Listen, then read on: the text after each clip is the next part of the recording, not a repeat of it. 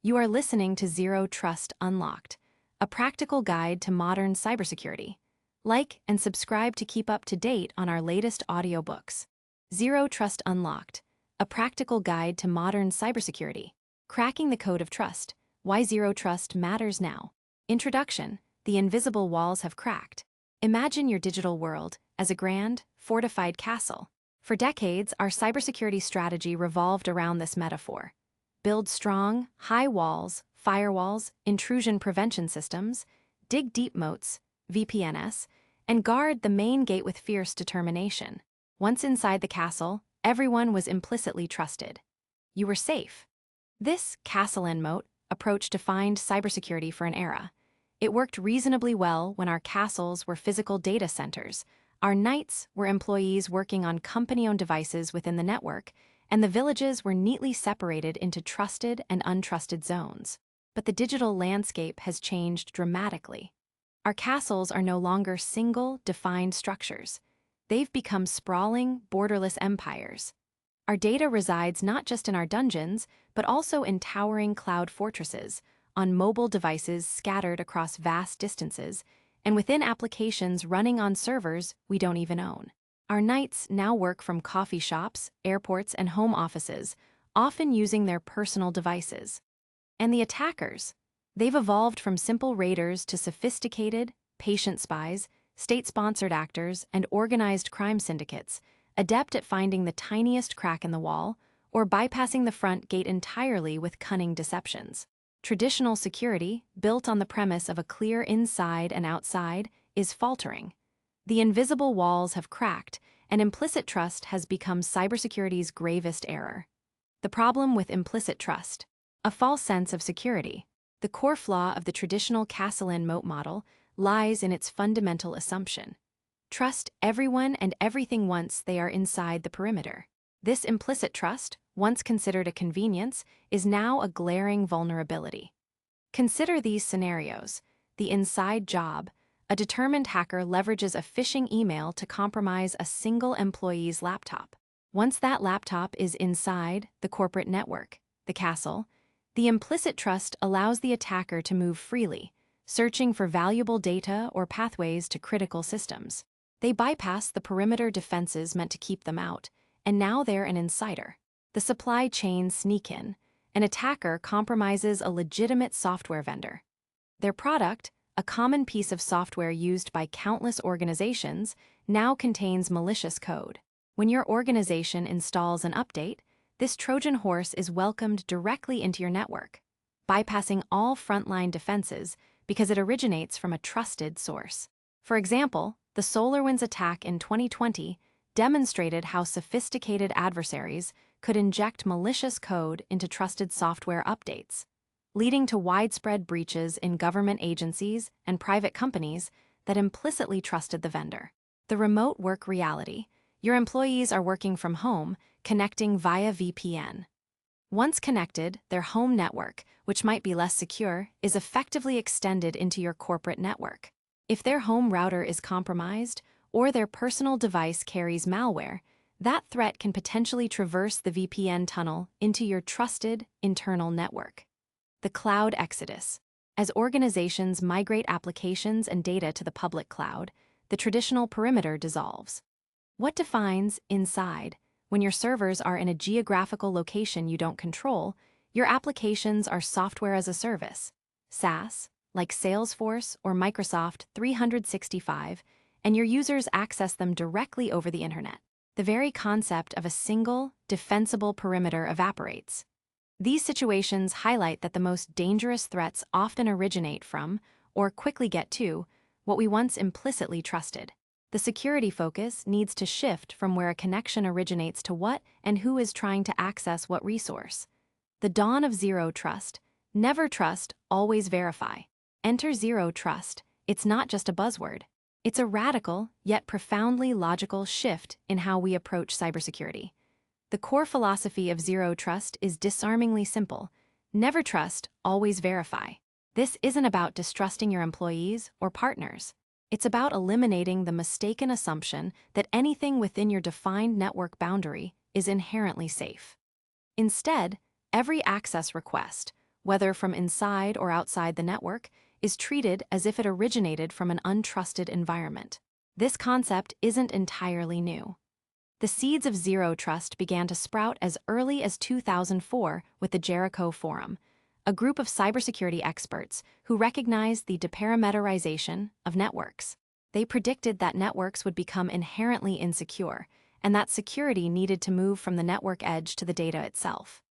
Years later, in 2010, Forrester research analyst John Kindervag formally coined the term zero trust and popularized its principles. Google's Beyond Corp initiative, starting in 2011, provided a real-world, large-scale implementation example. Google, one of the first major companies to fully embrace this model for its internal workforce, showed that even a massive enterprise could abandon traditional perimeter security, allowing employees to work securely from any network without a VPN. This demonstrated the practical viability and scalability of zero trust. Zero trust means no implicit trust. Identities and devices are never trusted solely based on their location. An employee using a company laptop from the corporate office is still treated with the same scrutiny as one using a new personal device from a coffee shop. Every access explicitly verified. Every user, every device, every application, every transaction is authenticated and authorized continuously.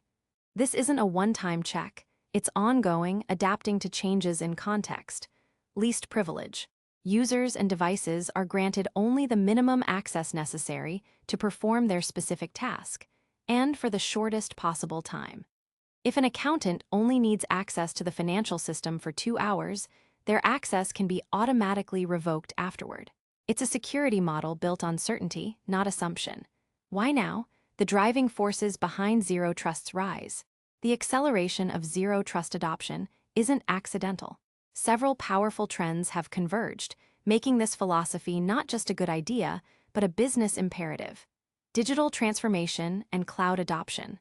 Organizations are rapidly moving their operations, applications, and data to the cloud. This hybrid and multi-cloud environment blurs traditional network boundaries. Zero Trust provides a consistent security model that can span diverse cloud providers and on-premises infrastructure, ensuring uniform policy enforcement regardless of where the data or user resides. Remote and hybrid workforces. The shift to remote work, significantly accelerated by global events, shattered the myth of a centralized, in-office workforce. Employees access corporate resources from everywhere on a myriad of devices. Zero Trust allows secure access from any location, on any device, ensuring productivity without compromising security. A recent IBM study shows that organizations with a mature zero trust approach have significantly lower average data breach costs. Increasing sophistication of cyber attacks. Attackers are no longer just looking for easy targets. They employ advanced phishing, social engineering, ransomware as a service, and highly targeted supply chain attacks that specifically exploit the implicit trust of traditional networks. For instance, ransomware attacks often leverage lateral movement within networks after an initial foothold. Zero Trust's granular controls act as critical circuit breakers in these complex attack chains, preventing an initial compromise from spreading widely. Regulatory compliance demands. Governments and industry bodies are recognizing the limitations of old security models. Many new regulations and compliance frameworks implicitly or explicitly encourage or mandate zero trust principles. For example, in the United States, Executive Order 14028, signed in 2021, explicitly mandates that federal agencies adopt zero trust architectures. Adopting zero trust helps demonstrate due diligence and improve auditability, which is crucial for meeting stringent regulatory requirements like GDPR, HIPAA, or PCI DSS. These forces mean that the question is no longer if an organization will adopt zero trust, but when and how effectively. Benefits of adopting zero trust: more than just security. Beyond merely fending off attacks, a well-implemented zero trust architecture delivers significant strategic advantages. Reduced attack surface. By enforcing granular access controls and microsegmentation, zero trust minimizes the pathways an attacker can exploit. If an intruder does get in, their movement is severely restricted, reducing the overall surface area vulnerable to attack. Improved incident response. When a breach inevitably occurs, because assume breach is a core tenet, zero trust principles help to contain the damage. Because every connection is verified, anomalies are easier to spot, and microsegmentation prevents lateral movement, allowing security teams to quickly identify and isolate compromised elements, drastically reducing the impact and recovery time. Enhanced compliance and auditability. With every access request explicitly verified, authorized, and logged, organizations have a clear, auditable trail of who accessed what, when, and from where, and under what conditions. This greatly simplifies compliance reporting and provides irrefutable evidence for regulatory bodies. Better user experience, often. While initial setup might be complex, centralized identity management, single sign-on SSO, and adaptive access policies can actually streamline user access. Employees gain secure, seamless access to the applications and data they need, regardless of location or device, without the constant need for cumbersome VPN connections or managing multiple passwords. Agility and digital transformation enablement. By providing a consistent, adaptive security layer independent of location, Zero Trust allows organizations to confidently embrace cloud technologies, foster remote work, and innovate faster without compromising security. It enables organizations to expand their digital footprint safely and efficiently. What this book will cover: your practical guide. This book, Zero Trust Unlocked, is your practical guide to navigating this essential security paradigm. We will move beyond the theoretical to give you actionable insights and a clear understanding of how to build and implement a robust zero trust architecture. Here's the journey we'll embark on. Chapter 2 will lay the absolute groundwork, diving into the core principles and fundamental concepts of zero trust. We'll then systematically explore the critical pillars. Identity, Chapter 3, Devices, Chapter 4, Applications, Chapter 5, and Data, Chapter 6. Understanding how each element plays its vital role in a zero-trust environment. Chapter 7 will tackle network microsegmentation, the powerful technique for breaking down internal trust and limiting lateral movement. Chapter 8 reveals how automation and orchestration are the key to making zero-trust manageable and scalable in a dynamic landscape. Chapters 9 and 10 shift focus to the practicalities, implementation strategies, common challenges, and proven best practices to ensure your zero-trust journey is successful and sustainable. Chapter 11 brings theory to life with real-world case studies of diverse organizations that have successfully embraced zero trust, showcasing various approaches and their outcomes. Finally, Chapter 12 will look to the future, exploring the evolving landscape of zero trust, its integration with emerging technologies, and what lies beyond this pivotal security model. By the end of this book, you will not only understand why zero trust is critical in today's threat landscape, but also have a solid framework for how to begin adopting and implementing its principles within your own organization. Let's crack the code of trust and build a truly resilient digital future. Beyond the moat, understanding the core principles of zero trust. In Chapter 1, we explored the failings of traditional perimeter-based security and introduced the core philosophy of zero trust. Never trust, always verify. Now, let's peel back the layers and delve into what zero trust truly means, its foundational principles, and how this paradigm shift translates into a practical architectural model. Defining zero trust, a paradigm, not a product. At its heart, zero trust is a strategic approach to cybersecurity that challenges the long-held assumption of implicit trust within a network's boundaries. Instead, it operates on the principle that no user, device, or application should be automatically trusted, regardless of whether it resides inside or outside the organization's traditional network perimeter. Every access attempt to any resource must be explicitly authenticated, authorized, and continuously validated based on as much context as possible. It's crucial to understand that zero trust is not a single product you can buy and install. It's a security philosophy and an architectural methodology that requires integrating various technologies, processes, and a fundamental change in mindset. It's about designing security from the inside out, assuming breaches will occur, and focusing on containing their impact. The 5 pillars, core principles of zero trust.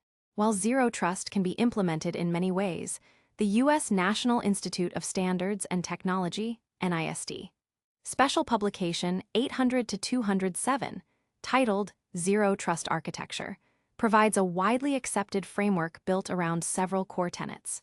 These pillars guide the design and implementation of a zero-trust environment. Assume breach. This is perhaps the most challenging mindset shift.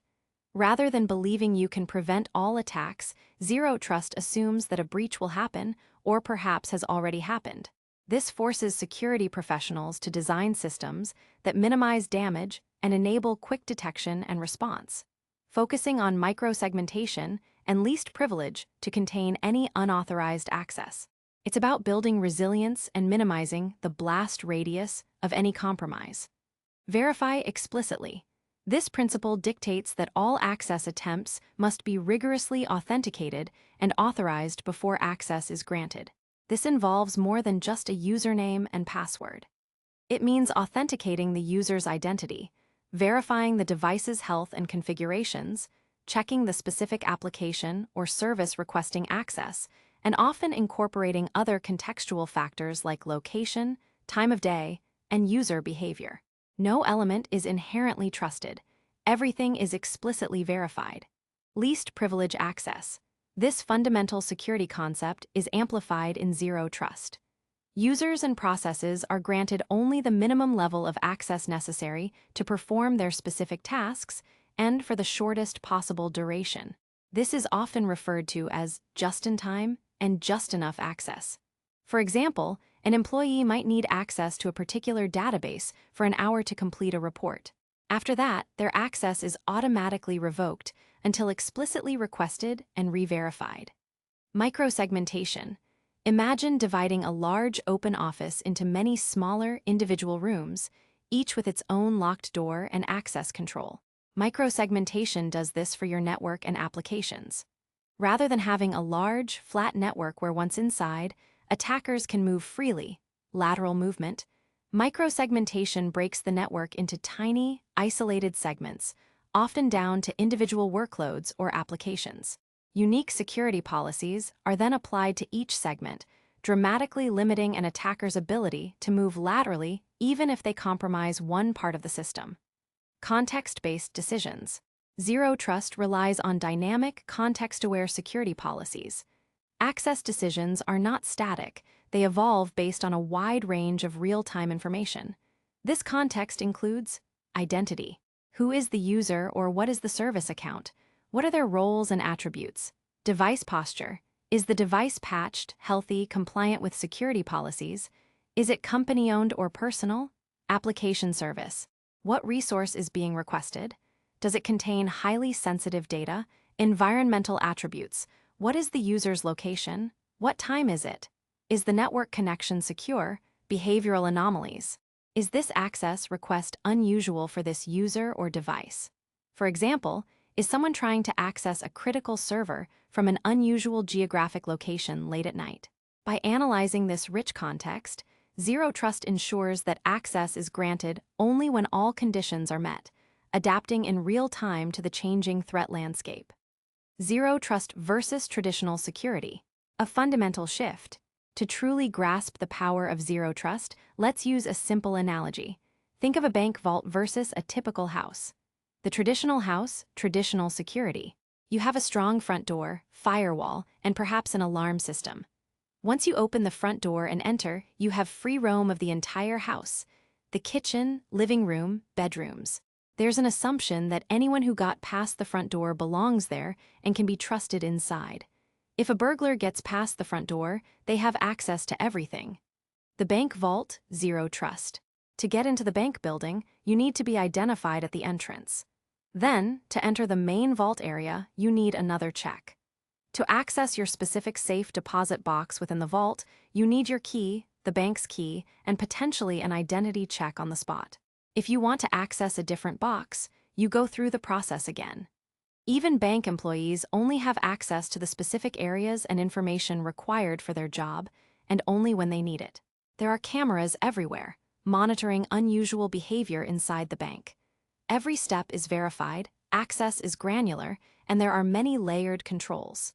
Even if someone breaches one layer, they are immediately confronted by another. This analogy highlights the core differences.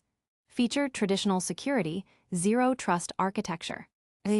Trust model implicit trust based on network location, inside trusted. No implicit trust.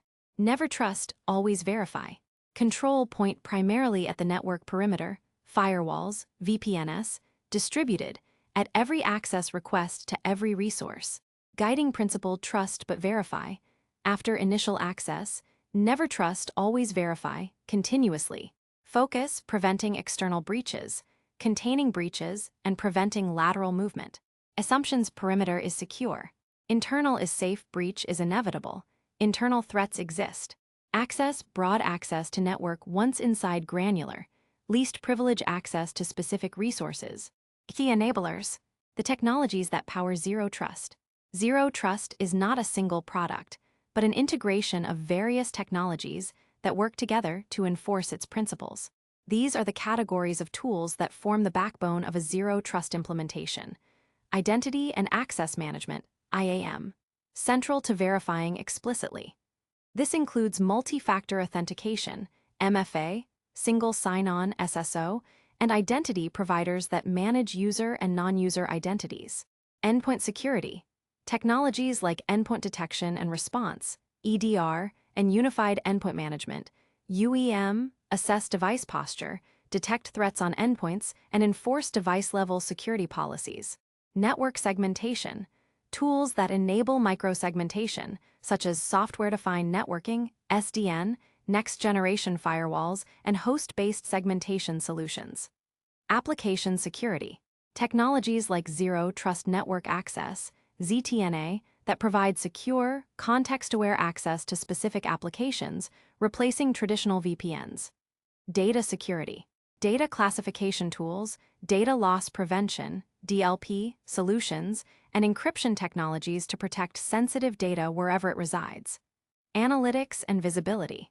Security information and event management, SIEM, systems and user and entity behavior analytics, UEBA, tools aggregate logs, detect anomalies, and provide critical context for access decisions.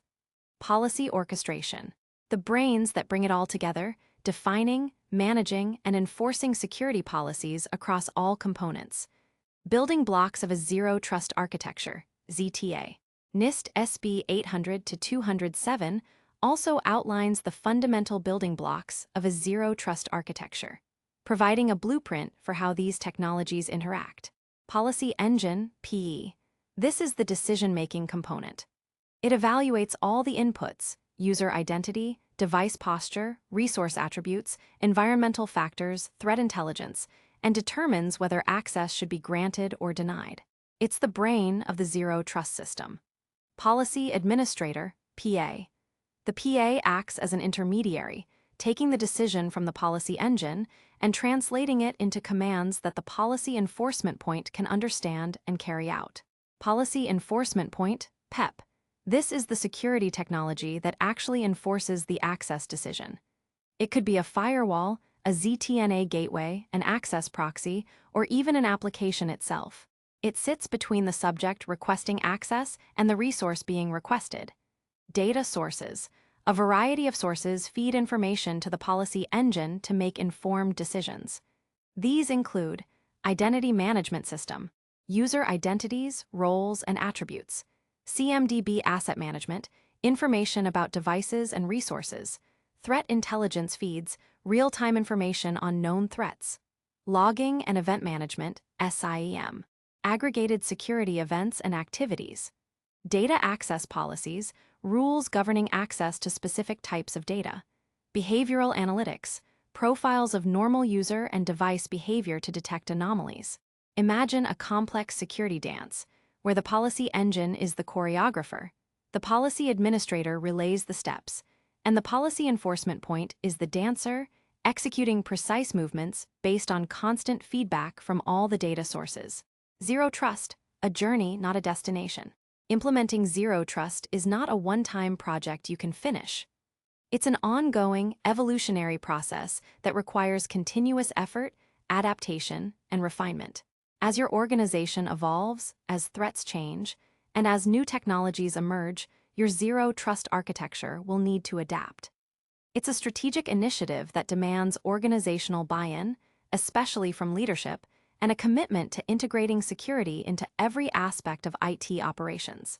While the initial steps might focus on specific segments or high-value assets, the ultimate goal is to progressively apply Zero Trust principles across the entire enterprise. In the upcoming chapters, we will dive deeper into each of these Zero Trust components, exploring the technologies and strategies involved in building a practical and effective Zero Trust architecture for your organization. The journey may be extensive, but the destination, a significantly more resilient and secure digital environment, is well worth the effort. The identity paradigm. Who are you, really?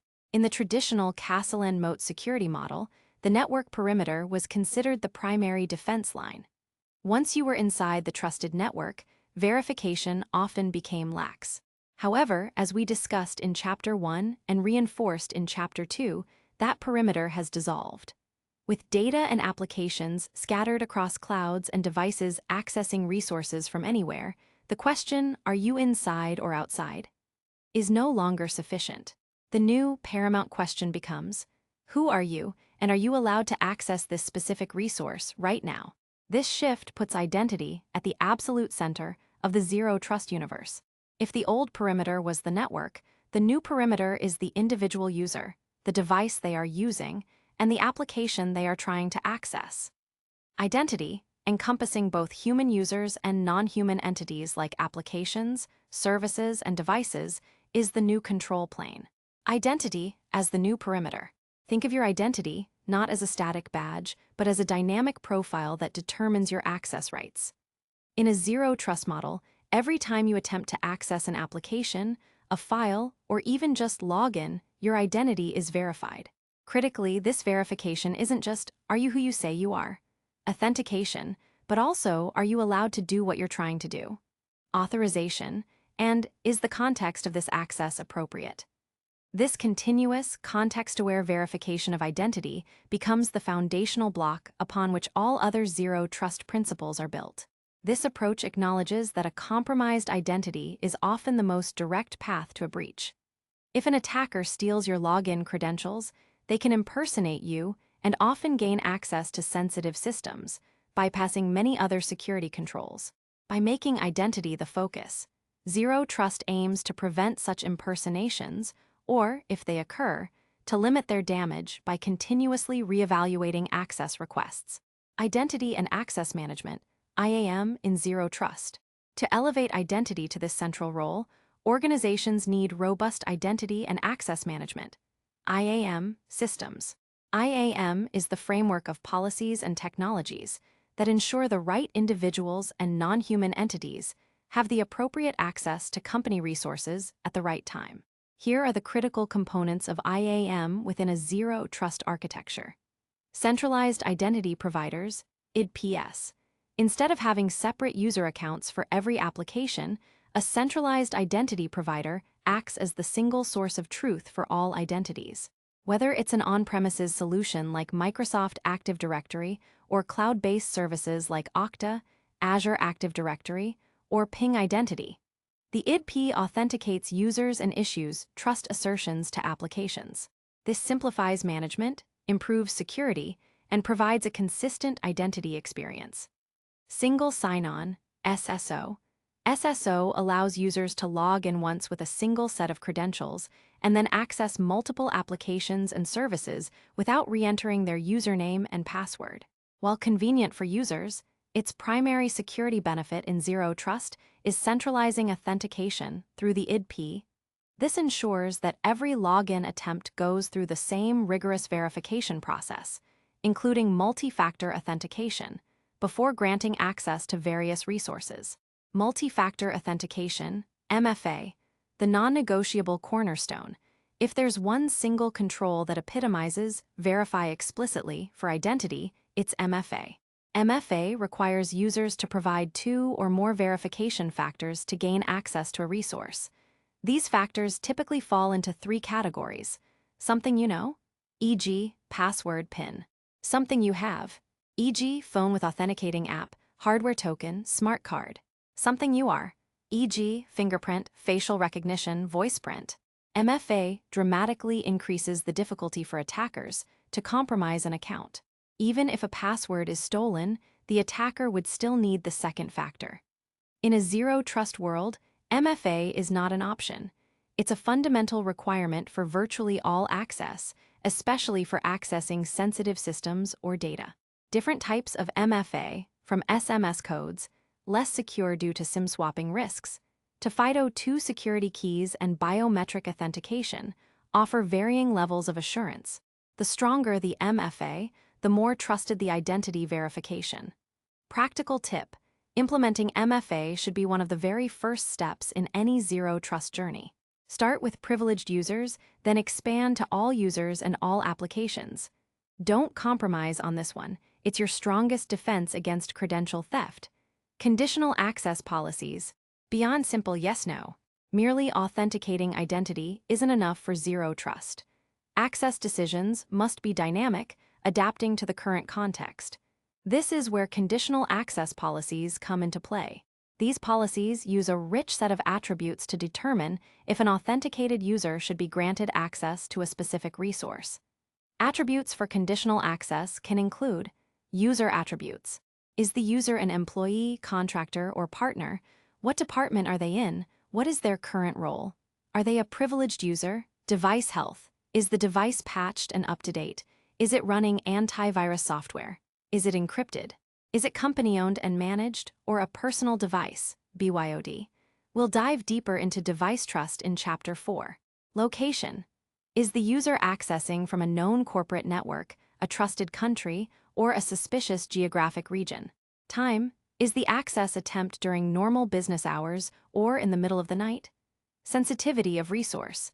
Is the user trying to access a public website or a highly confidential financial database? User behavior.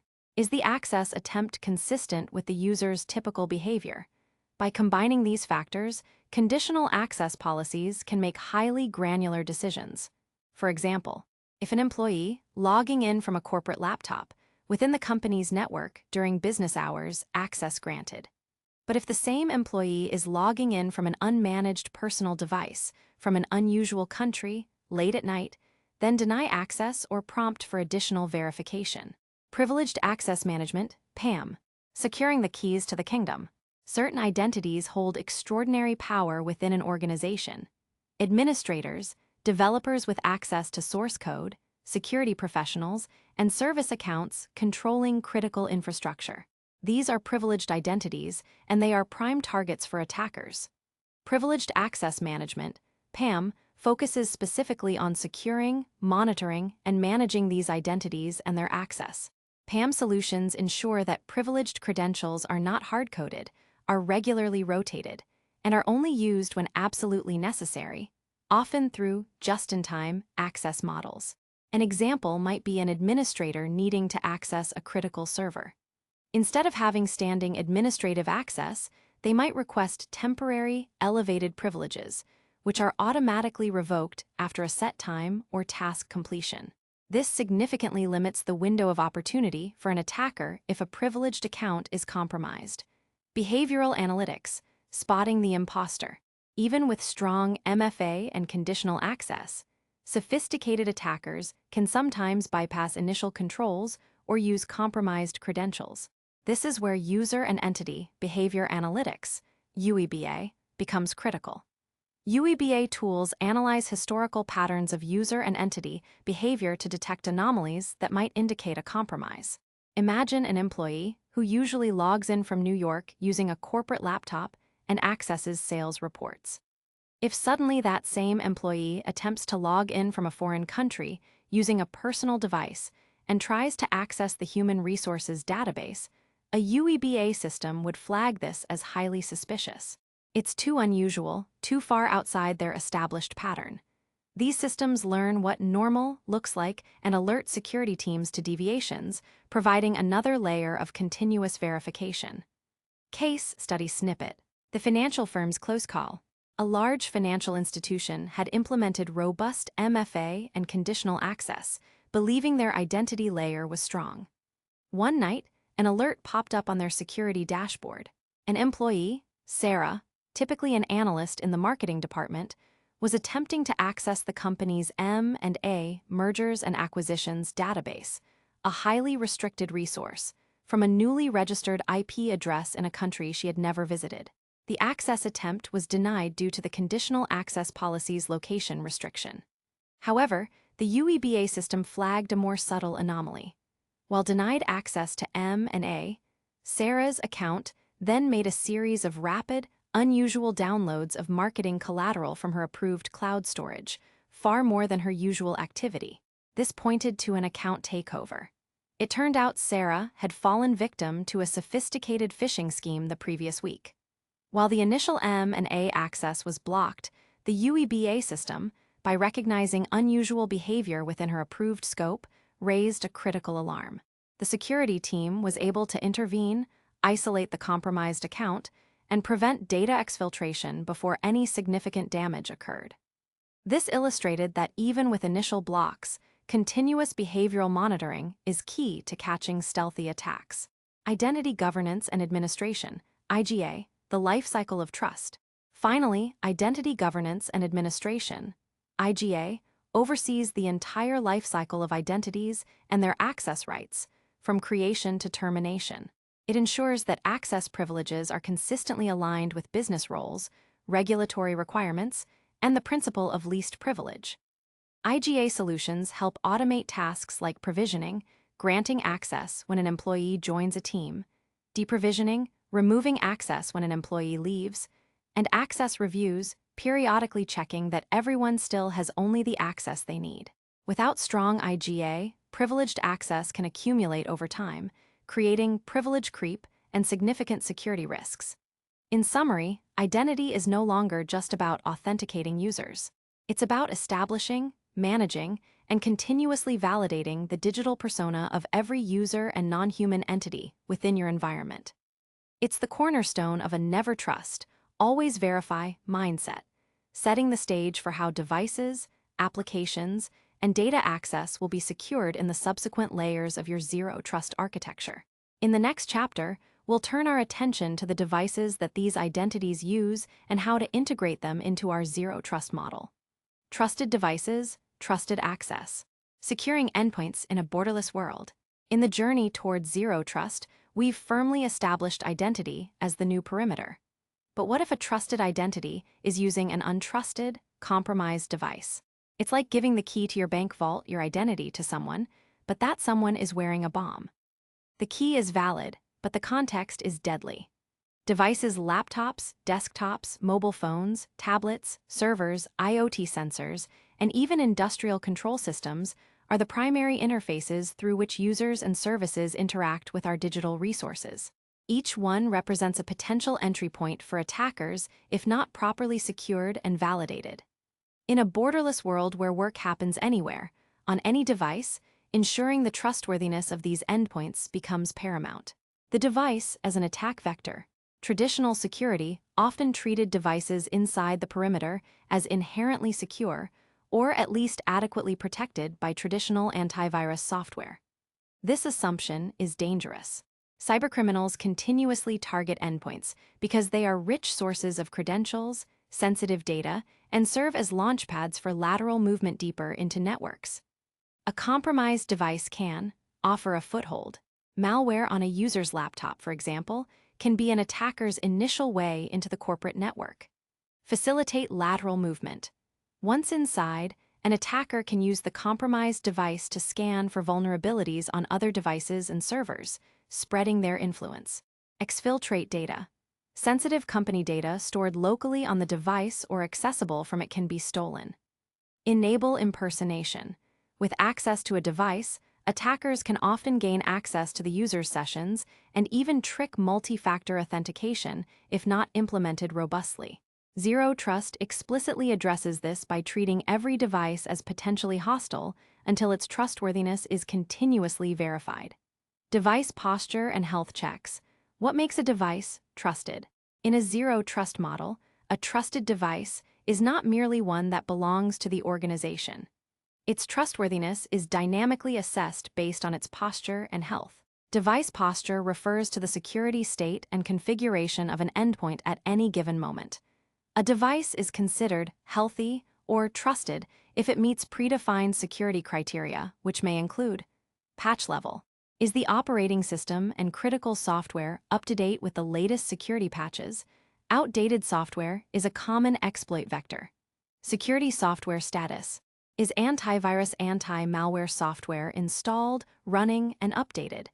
Is the endpoint detection and response, EDR, agent active?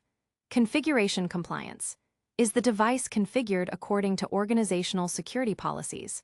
This includes enabled firewalls, proper system settings, absence of unauthorized software, and required encryption. Encryption status. Is the device's hard drive encrypted? This protects data if the device is lost or stolen. Absence of malware suspicious activity. Is the device currently exhibiting any signs of compromise or malicious behavior? Management status. Is the device managed by the organization's IT department, allowing for centralized policy enforcement and monitoring? The assessment of these factors determines a device's health score or trust level. This score then feeds into the conditional access policies discussed in Chapter 3, influencing whether a user on that device is granted access and to what extent. For example, a critical application might only be accessible from a fully patched, company-managed device running an active EDR agent, while email might be accessible from a personally owned, but encrypted mobile device for which two-factor authentication is enforced. Endpoint security technologies, the eyes and ears on the device, to continuously assess device posture and secure endpoints. Zero Trust relies on a suite of sophisticated security technologies: endpoint detection and response, EDR, and extended detection and response, XDR. These are far more advanced than traditional antivirus. EDR solutions continuously monitor endpoints for suspicious activity, collect telemetry data, detect threats, and enable rapid response capabilities like isolating compromised devices or rolling back malicious changes. They focus on behavior rather than just signatures. XDR takes this a step further by integrating security data from multiple sources, endpoints, networks, cloud, email, to provide a more unified view of threats, improving visibility and correlation across the entire attack surface. These tools are crucial for the assume breach principle, allowing for quick containment if a device is ever compromised. Mobile Device Management, MDM/Unified Endpoint Management, UEM. For organizations with diverse device fleets, including employee-owned mobile devices, BYOD, MDM and UEM solutions are essential. They allow it and security teams to enroll and provision devices, securely register devices and push corporate configurations, enforce policies, mandate screen locks, encryption, application installations, and security settings, separate work and personal data, create secure containers for corporate data on personal devices, remote wipe lock, securely erase corporate data or lock a device if it's lost, stolen, or compromised, assess compliance, continuously monitor the security posture of mobile devices and other endpoints against defined policies. Device authentication. Beyond relying on the user's identity, Zero Trust also authenticates the device itself. This can involve digital certificates, issuing unique digital certificates to approved devices, which are then used in authentication processes. Hardware-based trust. Leveraging features like Trusted Platform Modules, TPM, embedded in device hardware to ensure the integrity of the boot process and cryptographic operations. This creates a strong hardware root of trust. Network Access Control, NAC, in Zero Trust. Network Access Control, NAC, has evolved from primarily admitting or denying devices to a network based on basic criteria. In a Zero Trust context, NAC acts as an enforcement point that, in conjunction with device posture assessment tools and the policy engine. Identifies devices. Determines what kind of device is attempting to connect. Assesses health. Checks the device's compliance with security policies before it can access network resources. Enforces granular access. Instead of just yes or no, NAC can assign devices to specific network segments, microsegments, as we'll discuss in Chapter 7, or grant limited access based on their health score. For example, a non-compliant device might be quarantined to a remediation network until it's brought up to policy. The interplay, device trust plus identity trust equals contextual access. The real power of device trust emerges when it's combined with identity trust, feeding into the conditional access policies. Scenario 1, high trust. An administrator, highly trusted identity, accesses a critical server-sensitive resource from a company-managed laptop, highly trusted device, while connected to the corporate network trusted environment. Access is granted. Scenario 2, medium trust.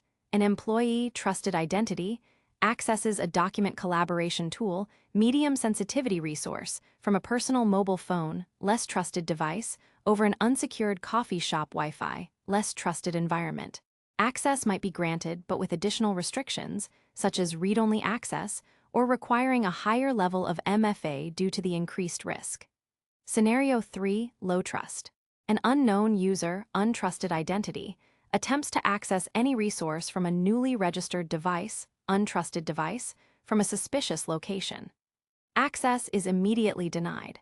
This dynamic evaluation, constantly assessing both who and what device, allows for precise access control that adapts to changing risk levels. The goal is not to block everyone, but to ensure that access is proportional to the assessed risk, given the context. Anecdote, the retail chain's near miss. A global retail chain was targeted by a sophisticated phishing campaign. One employee, unfortunately, clicked a malicious link, and their company laptop was infected with stealthy malware. Thanks to robust EDR and UEM, the incident was detected early.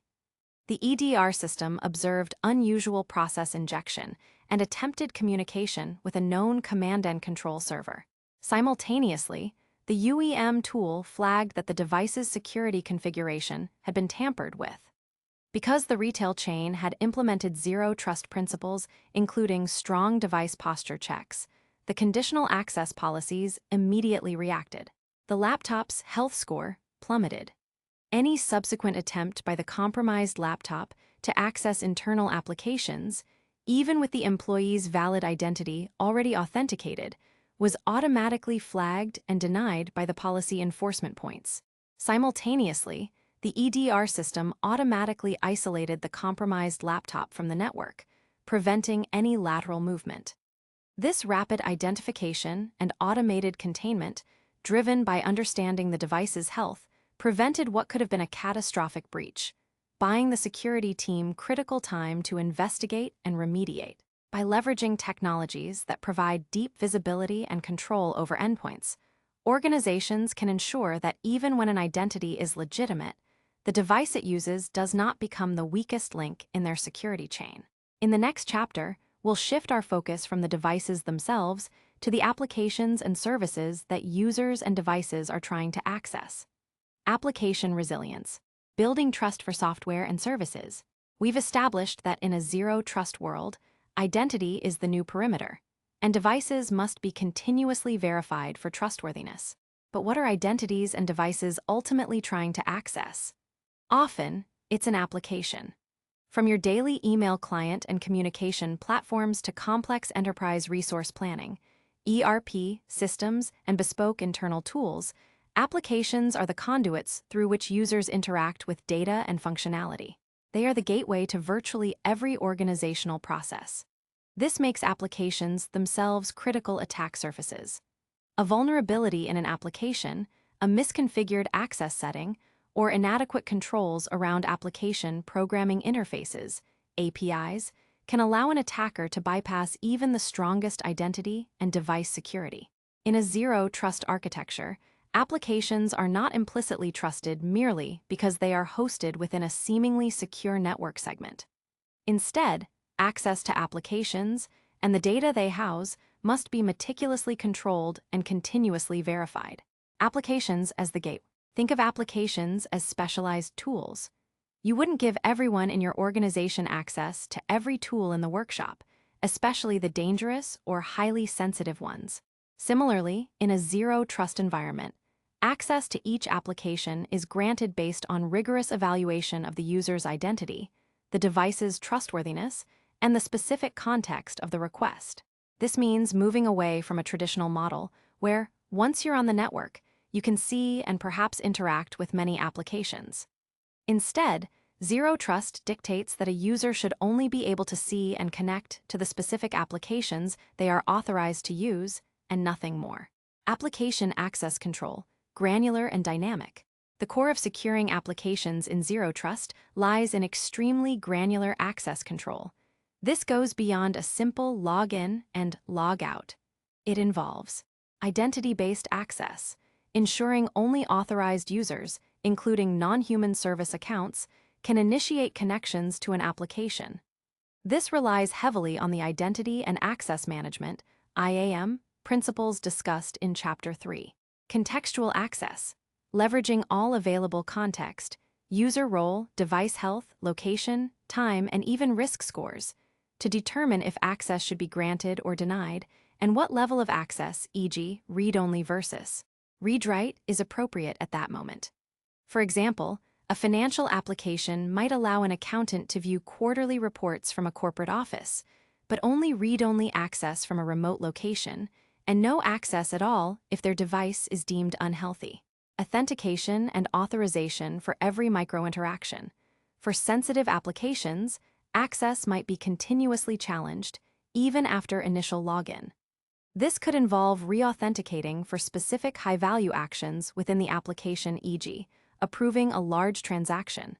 API security, protecting the digital connectors. Modern applications rarely live in isolation. They constantly communicate with each other, with databases, and with third-party services via application programming interfaces, APIs. APIs are the digital connectors that allow software components to talk to one another. From mobile apps fetching data from a server to microservices within a complex application exchanging information, APIs are pervasive. Because they are direct interfaces to an application's data and functionality, APIs are a prime target for attackers.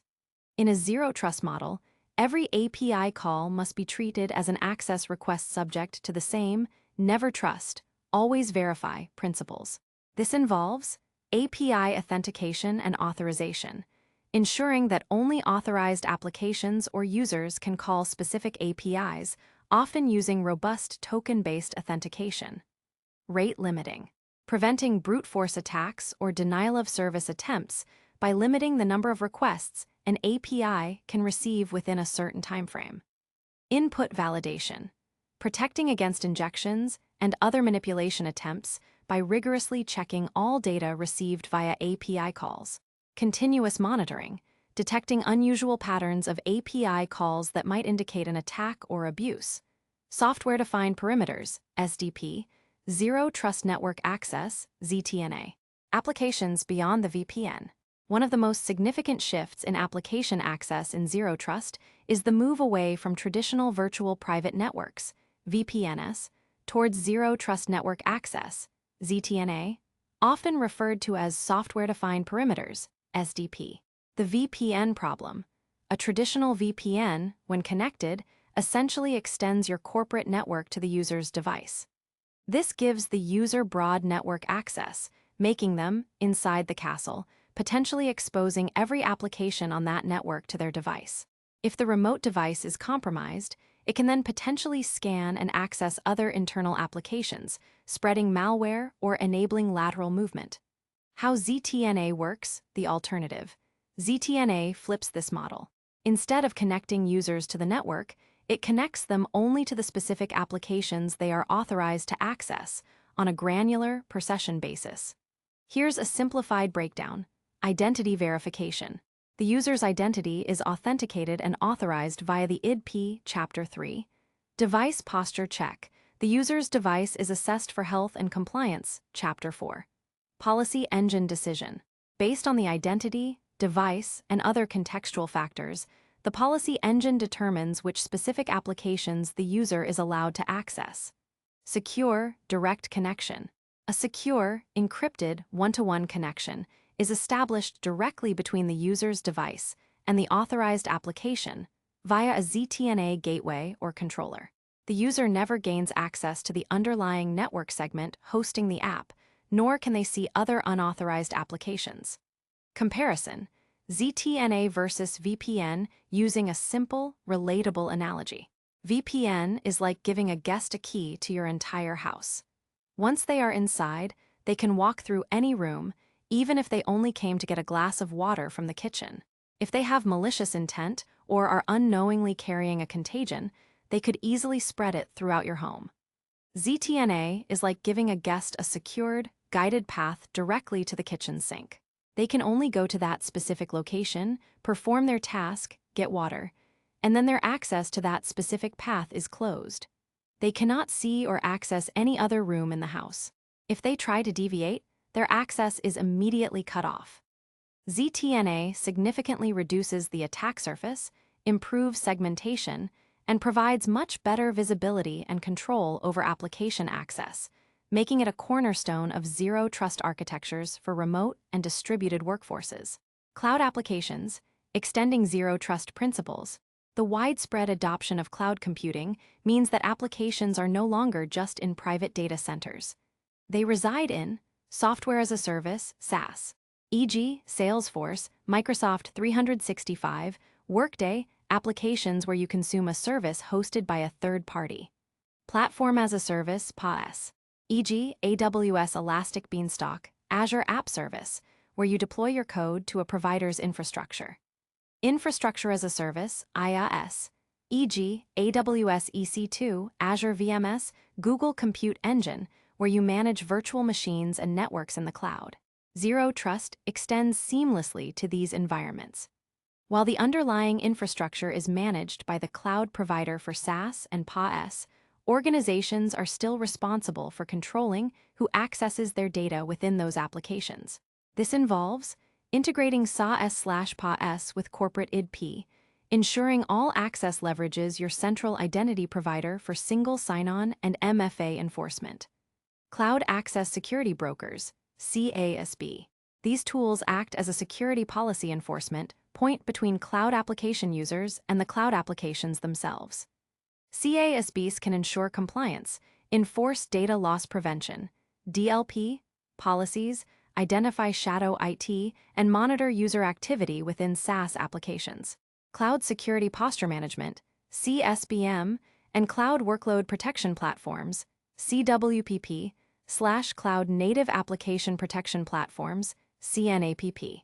For IaaS and PaaS, these solutions help manage the security configurations of cloud infrastructure, ensure compliance, protect workloads, virtual machines, containers, serverless functions, and apply micro-segmentation policies within the cloud environment.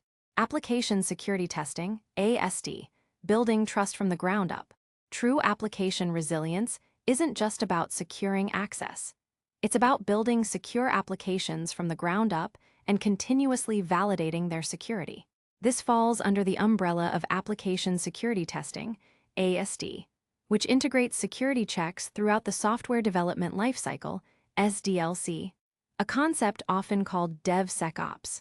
Static Application Security Testing, SAST, analyzing application source code, bytecode, or binary code for security vulnerabilities without actually executing the program. Dynamic Application Security Testing, DAST, analyzing applications in their running state, typically by fuzzing inputs and observing behavior to find vulnerabilities. Interactive Application Security Testing, IAST, combines elements of SAST and DAST, running in the application runtime environment and providing real-time analysis. Software Composition Analysis, SCA, identifying vulnerabilities in open-source components used within the application. By finding and fixing security flaws before applications are deployed, organizations dramatically reduce the attack surface and enhance the trustworthiness of their software assets. Aligning with the assume breach mentality, by proactively eliminating vulnerabilities. Case study: the global tech company's ZTNA transformation. A rapidly growing global tech company with a fully remote workforce struggled with its VPN-centric access model. As their employee count surged, VPN performance deteriorated, and the broad network access granted by the VPN became a major security concern. A single employee device compromise could expose their entire internal network. They decided to implement a ZTNA solution. Instead of VPNs, employees now used a lightweight client on their device that connected directly to a ZTNA cloud gateway.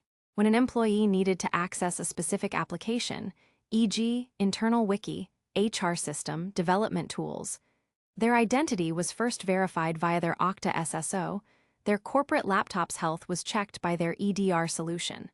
And then, and only then, a secure, dedicated tunnel was created just to that specific application. The benefits were profound. Eliminated VPN bottlenecks, a dramatically reduced attack surface. Employees could no longer see unauthorized applications on the network, improved user experience, and enhanced auditability. Even if a laptop was compromised, the attacker could only access the specific application the user was authorized for, and only for the duration of that session, significantly limiting lateral movement and data exfiltration opportunities. This transformation solidified their ability to scale securely with a distributed workforce.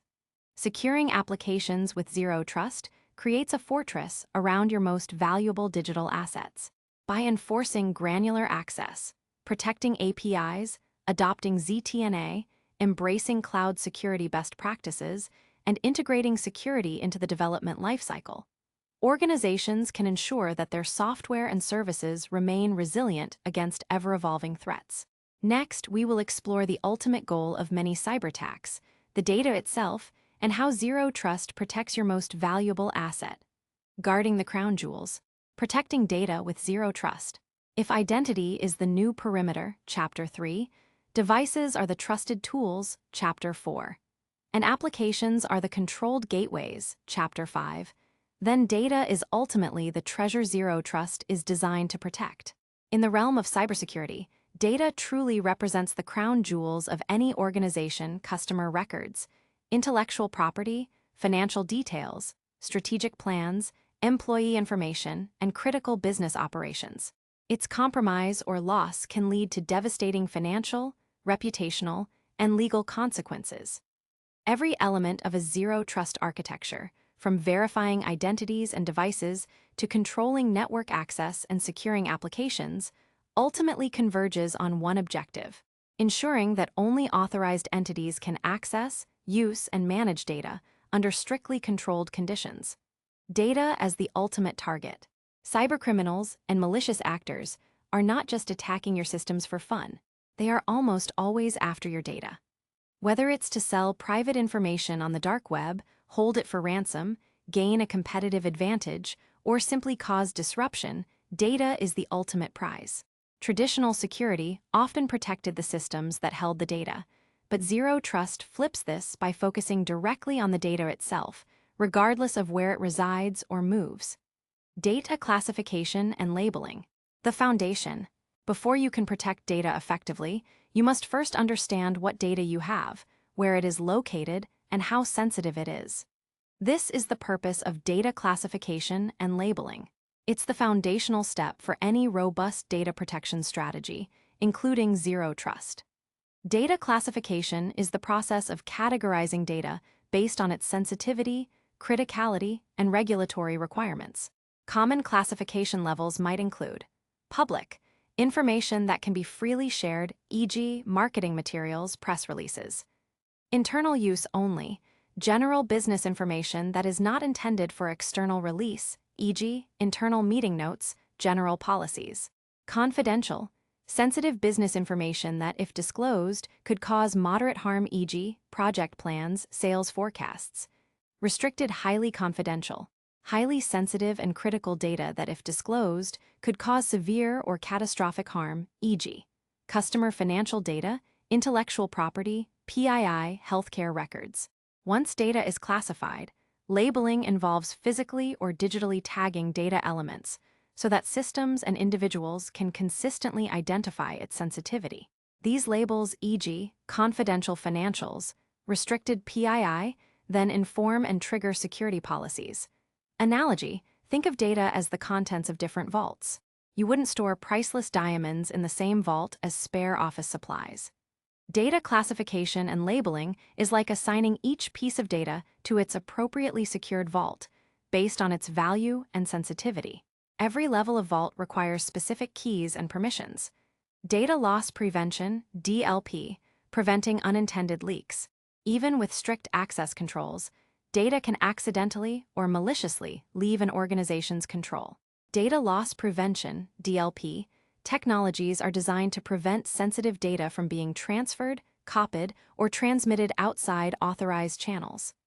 DLP solutions work by discovering and monitoring, scanning data at rest on servers, storage, cloud, in motion over networks, email, web traffic, and in use on endpoints, to identify sensitive information based on its classification, content, or context, e.g., credit card numbers, social security numbers, internal project codes. Enforcing policies. Based on predefined rules, DLP can take automated actions when sensitive data attempts to leave the organization's control. These actions might include blocking the transfer, e.g., preventing a sensitive file from being uploaded to public cloud storage. Encrypting the data, e.g., encrypting an email attachment containing sensitive PII. Alerting security teams, e.g., if an employee tries to email a confidential client list to a personal email address. A strong DLP strategy, informed by proper data classification, helps to ensure that even if an unauthorized user gains access to a system, they cannot easily exfiltrate valuable data beyond their allowed scope. Data encryption, protecting data at rest and in transit. Encryption is the mathematical process of encoding information to prevent unauthorized access. It's an essential layer of defense for data in a zero-trust environment, ensuring confidentiality and integrity no matter where the data resides or how it travels. Encryption at rest. This protects data when it is stored on devices, servers, databases, or cloud storage. If an unauthorized party gains access to a storage device, e.g., a stolen laptop, a compromised server, the data remains unreadable without the encryption key. Examples include full disk encryption, FDE for laptops, database encryption, and cloud storage encryption. Encryption in transit. This protects data as it moves across networks, between devices, applications, and cloud services. Secure protocols like HTTPS for web traffic, TLS-SSL for general network communication, and VPNs for tunneling encrypted traffic ensure that data cannot be intercepted and read by unauthorized entities during transmission. In a zero-trust model, encryption is applied consistently throughout the data lifecycle, ensuring that even if other controls fail, the data's confidentiality is maintained. Data access policies. Applying granular controls. The never trust, always verify principle applies directly to data access. Instead of granting wide access to data based on network location, Zero Trust mandates granular data access policies that consider every aspect of the access request. These policies build upon the identity, device, and application contexts we've already discussed. A data access policy might state, only employees verified by MFA, using a company-managed and healthy device through an approved financial application, can access customer credit card numbers. Sales managers can view customer contact information, but not export it, unless performing a pre-approved data migration to a secure, encrypted storage location. Sensitive HR files can only be accessed by HR personnel during business hours from a specific HR-managed network segment. This approach ensures that access is tightly controlled, continuously evaluated, and automatically adjusted based on changes in context or risk. Practical application. How classification helps implement least privilege for data access. If your data is classified as restricted, your zero-trust policies can automatically enforce that only specific roles, e.g., finance lead, legal analyst, can access it. Furthermore, these policies can dictate how they access it, e.g., through a web portal, not via direct database query. From where, e.g., corporate IP range, on what device, e.g., fully compliant laptop, and when, e.g., during business hours. This transforms abstract, least privilege into concrete, automated access rules. Data masking and tokenization, protecting data in use. Sometimes, you need to use or analyze sensitive data without exposing the raw, original values. This is where data masking and tokenization come in, providing additional layers of protection for data in use or for non-production environments like development and testing. Data masking. This involves replacing sensitive original data with structurally similar, yet fictitious, data. For example, a customer's real name and address in a development database might be replaced with random, but plausible, names and addresses. This maintains the data's usability for testing or analytics without exposing actual sensitive information. Data masking is typically irreversible. Tokenization. This is the process of replacing sensitive data with a unique, non-sensitive identifier called a token. The original sensitive data is stored securely in a separate vault, and only the token is used in generalized applications or processes. If a system handling tokens is compromised, the attackers only get the token, not the actual sensitive data. For example, a credit card number might be replaced with a token for processing by a payment gateway, and only the payment gateway needs access to the actual card number. Tokenization is reversible, as the token can be exchanged for the original data by an authorized system. These techniques allow organizations to reduce the blast radius of sensitive data exposure by limiting where and when real data is present, even within trusted internal systems. Cloud Access Security Brokers, CASB, extending zero trust to cloud data. As organizations increasingly store and process data in various cloud services, SaaS, PaaS, IaaS, the challenge of maintaining zero trust over that data grows. Cloud Access Security Brokers, CASBS, bridge this gap by acting as a policy enforcement point between cloud users and cloud service providers. CASBs help ensure zero trust principles are applied to cloud data by visibility, discovering all cloud applications, sanctioned and unsanctioned, or shadow IT being used and the sensitive data flowing through them. Data security, enforcing DLP policies within cloud applications, preventing sensitive data from being uploaded to unauthorized cloud storage or shared inappropriately. Threat protection, identifying and mitigating malware and other threats residing in cloud applications. Compliance, ensuring cloud data handling complies with regulatory requirements.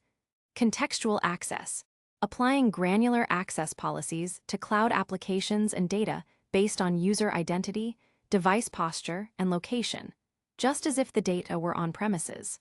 CASBs provide a crucial layer of control, bringing otherwise disparate cloud data stores under the zero trust umbrella.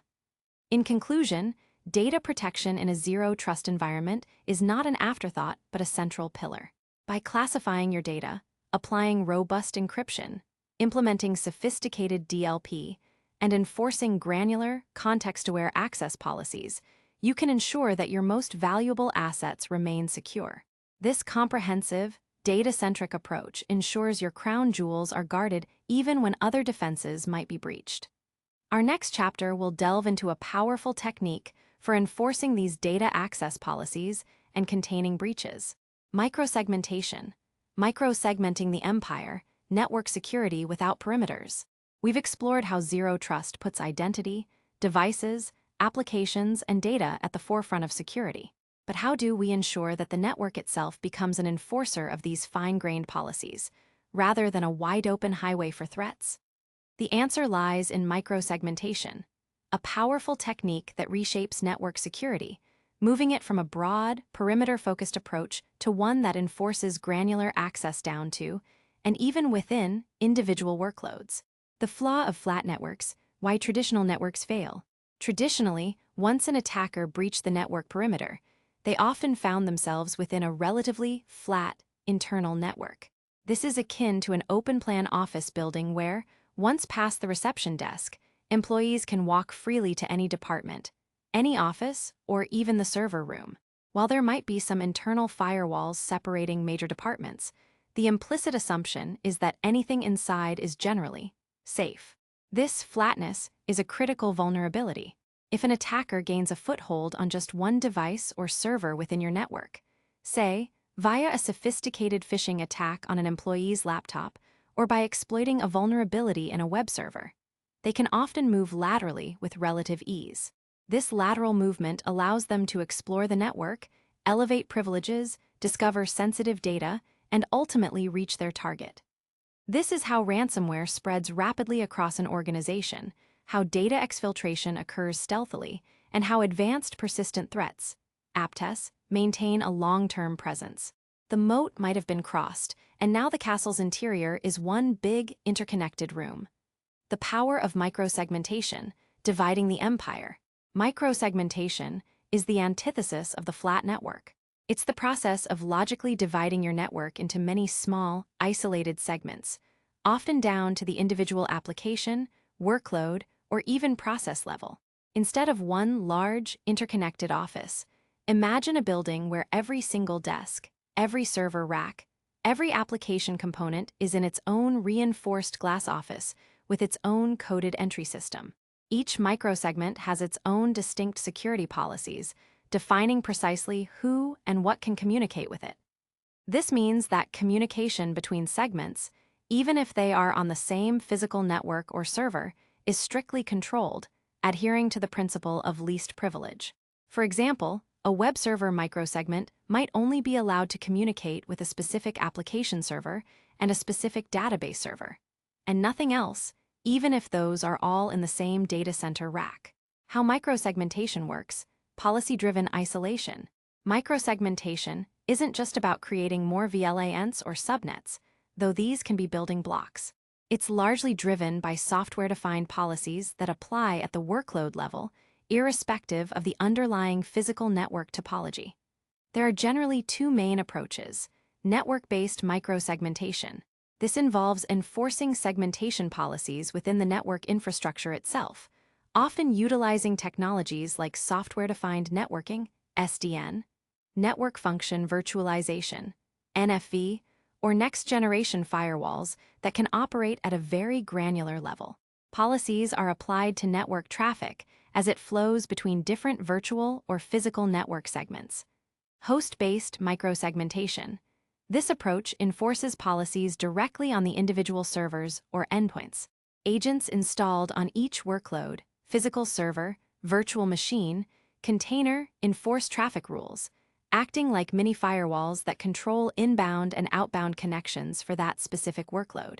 This allows for extremely fine-grained controls, independent of the underlying network. Regardless of the approach, the core idea is to define very specific microperimeters around each critical asset or group of assets. These policies enforce least privilege for network flows. Only the absolutely necessary communication paths are allowed, and everything else is explicitly denied. A classic example is a zero-trust whitelist approach, where instead of blocking known bad traffic, you only permit known good traffic defined by policy. Benefits of microsegmentation. Containing the blast radius. Implementing microsegmentation delivers significant security and operational benefits. Containment of breaches. This is perhaps the most compelling benefit. If an attacker compromises one microsegment, they are severely restricted from moving laterally to other parts of the network. The blast radius of a breach is dramatically reduced, confining the threat to a small, isolated area and preventing it from spreading. This is crucial for adhering to the assume breach principle. Reduced attack surface. By isolating applications and workloads, you reduce the target area visible to an attacker.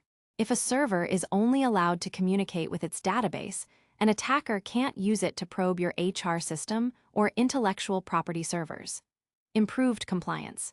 Many regulatory frameworks, e.g., PCI DSS, HIPAA, GDPR, require strong segmentation of sensitive data environments. Microsegmentation provides a precise and auditable way to enforce and demonstrate the isolation of sensitive assets, simplifying compliance efforts. Enhanced operational agility. While initial setup requires careful planning, Microsegmentation can actually make network changes more agile. Policies are tied to applications and workloads, not IP addresses, allowing resources to be moved or scaled without requiring extensive network reconfigurations. Simplified incident response. When a breach is contained within a microsegment, the investigation is faster and the remediation efforts are more focused, reducing downtime and recovery costs. Implementing microsegmentation. The path to isolation.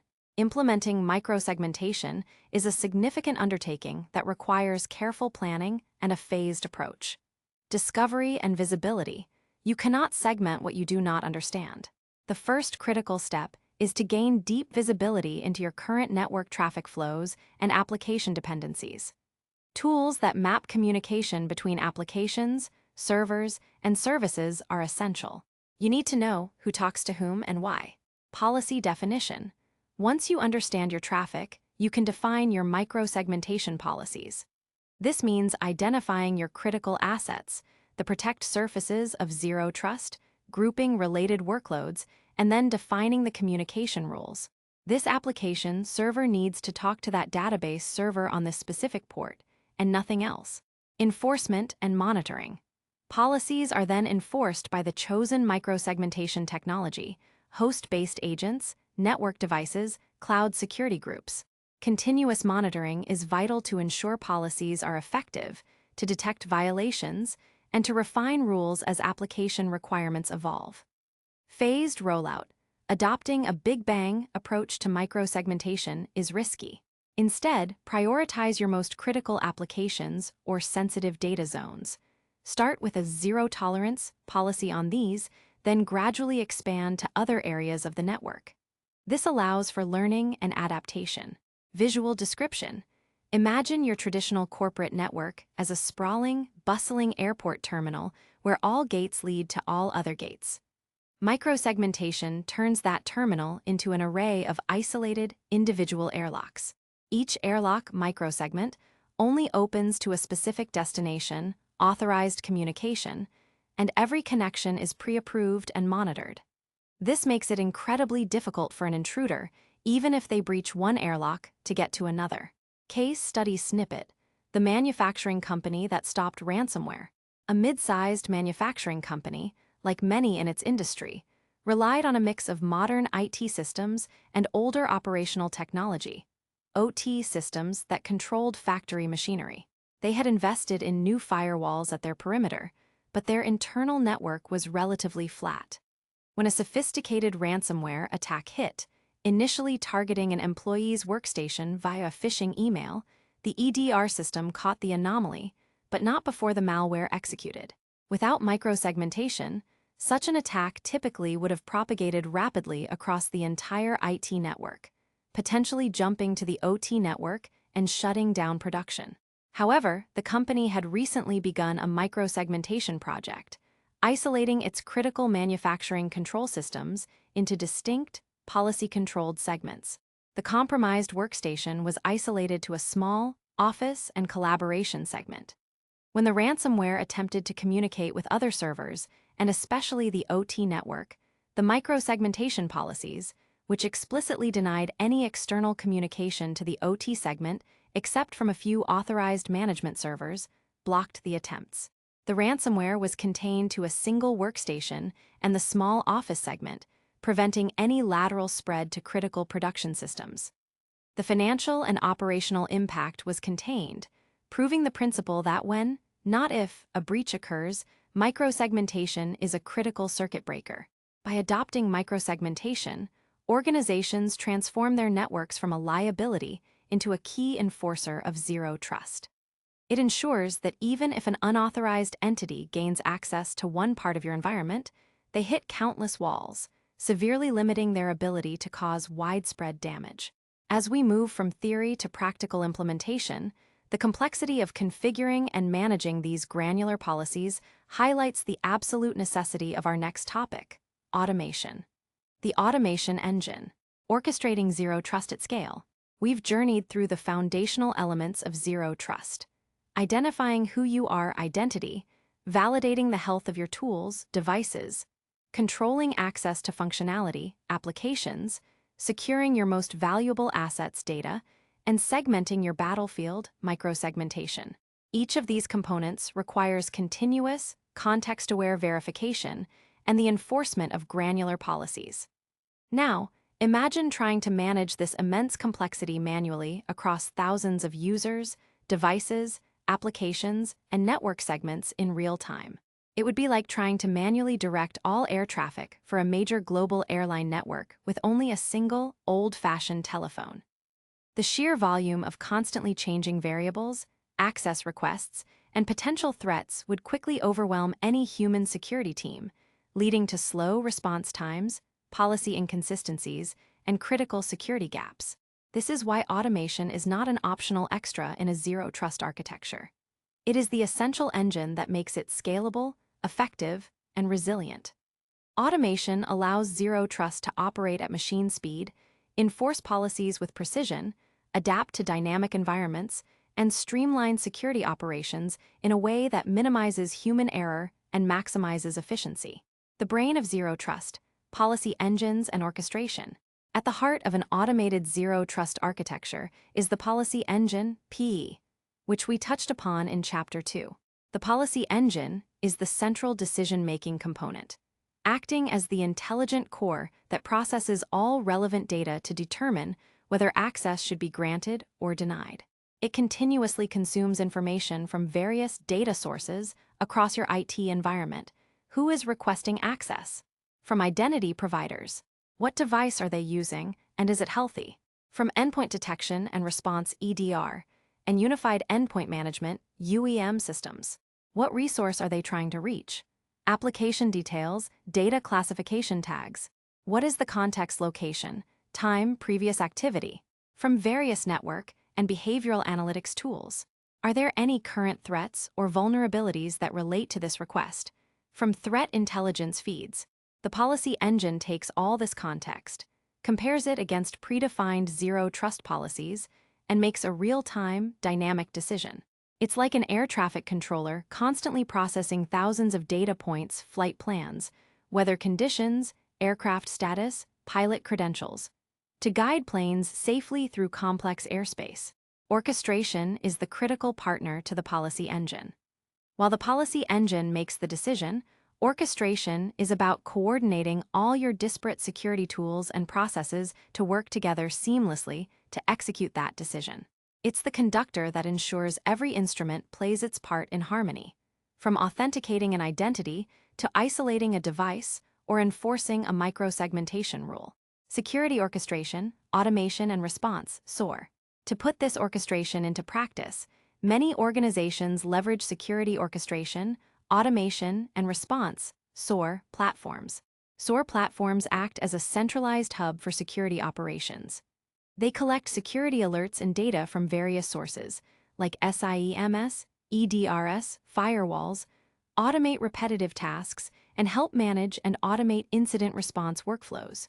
In a zero-trust context, SOAR can enrich alerts, automatically pull relevant context, user identity, device details, historical access logs, to help security analysts understand an incident faster.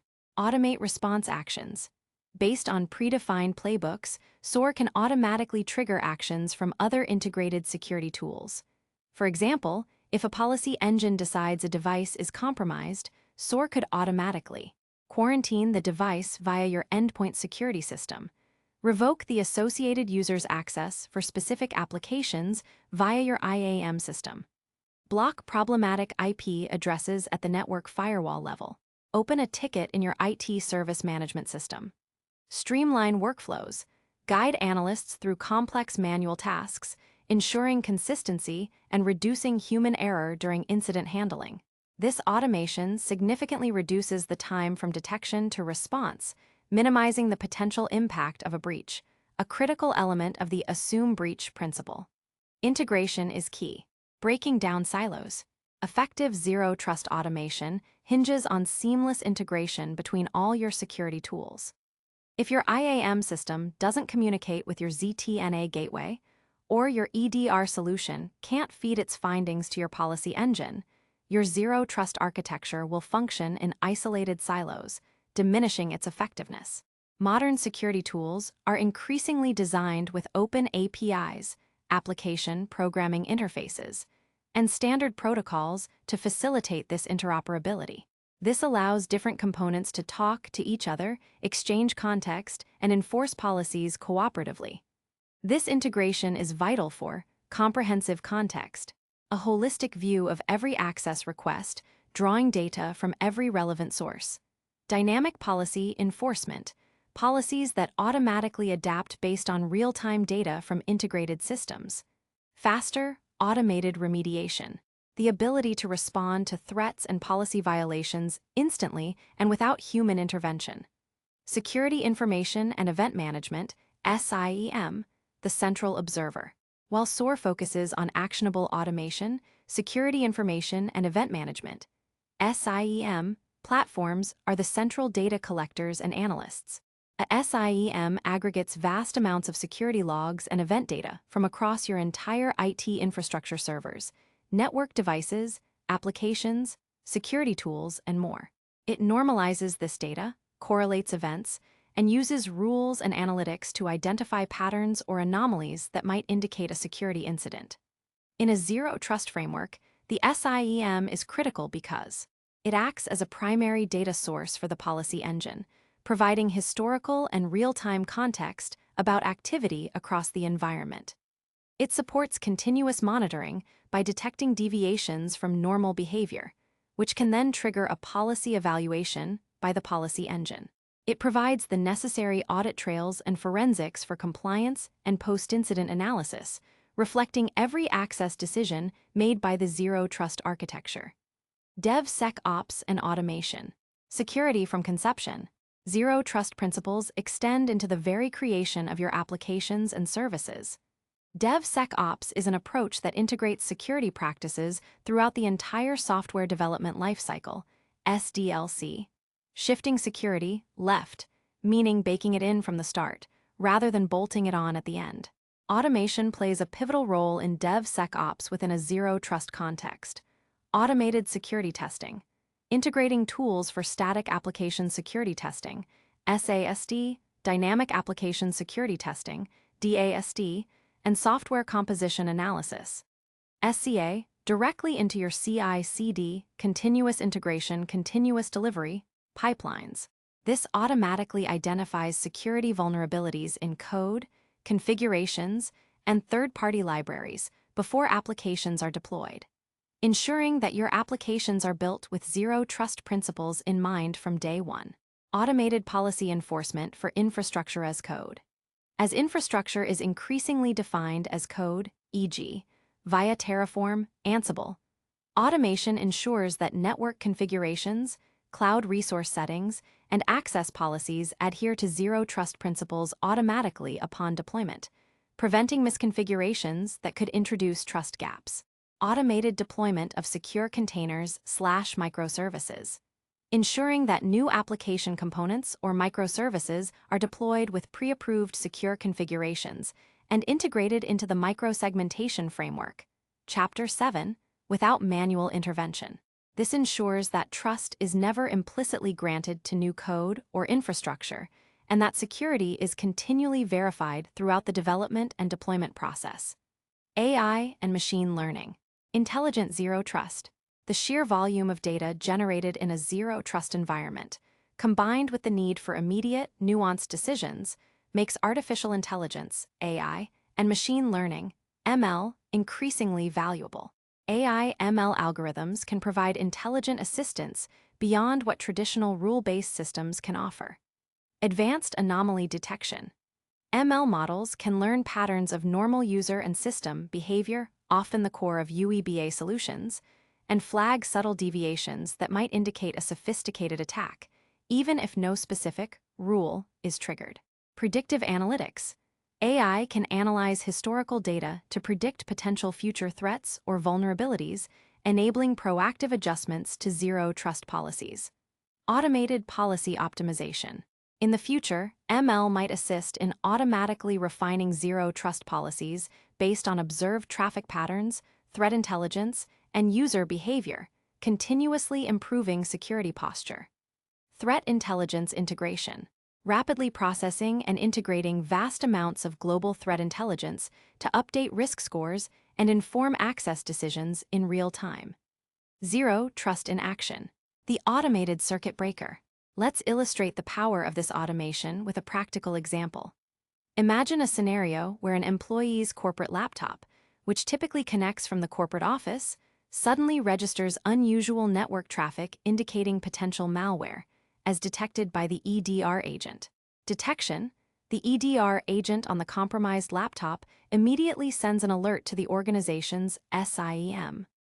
Context aggregation: the SIEM correlates this alert with the user's identity from the IAM system, the device's last known good posture, and recent login history. All this context is fed to the policy engine.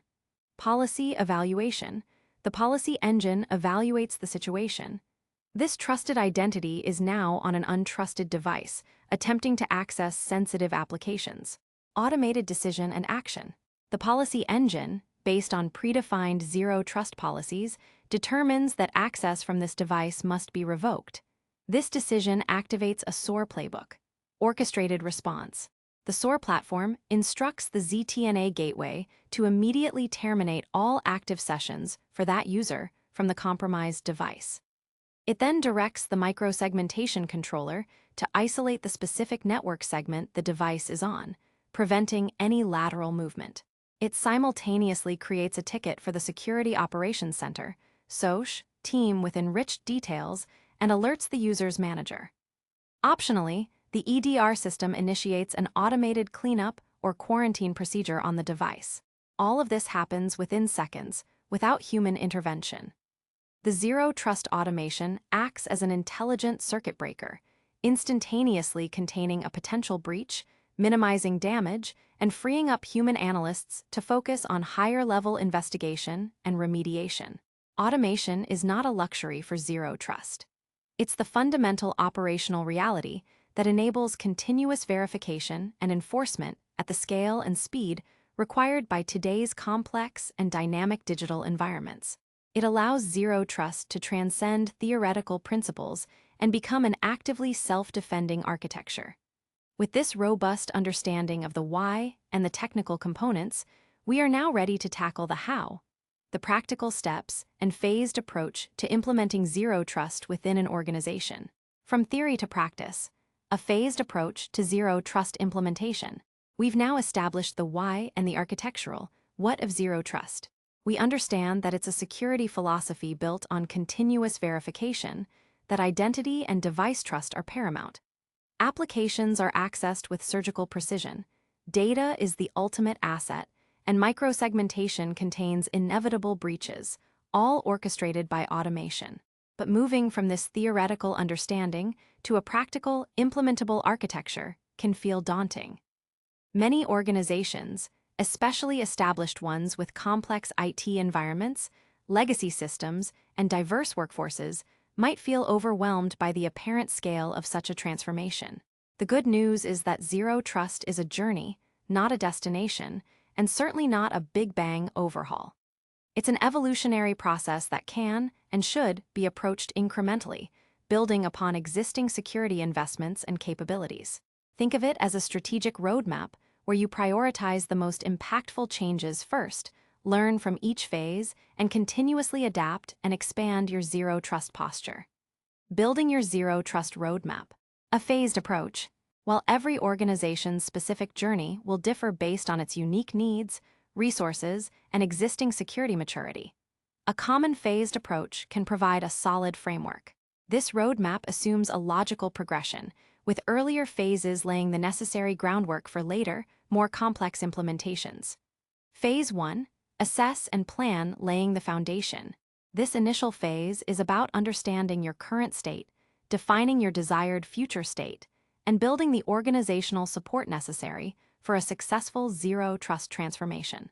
Define your protect surfaces. Instead of protecting the perimeter, zero trust protects your most valuable assets. Begin by identifying your protect surfaces, the critical elements you absolutely must secure. This often includes sensitive data, What is your crown jewel data, e.g., customer PII, intellectual property, financial records? Where does it reside? Critical applications. Which applications are essential for business operations? Which handle sensitive data? High-value asset services. Key servers, databases, control systems, and services. Privileged users. Who has access to the most sensitive systems and data? Conduct a comprehensive asset inventory. You can't protect what you don't know exists. Catalog all your identities, human and non-human, devices, endpoints, servers, IoT, applications, SaaS, cloud, on-premises, and data stores. Understand their interdependencies. Perform a gap analysis. Compare your current security posture against the ideal state of a zero-trust architecture. Where are your biggest weaknesses?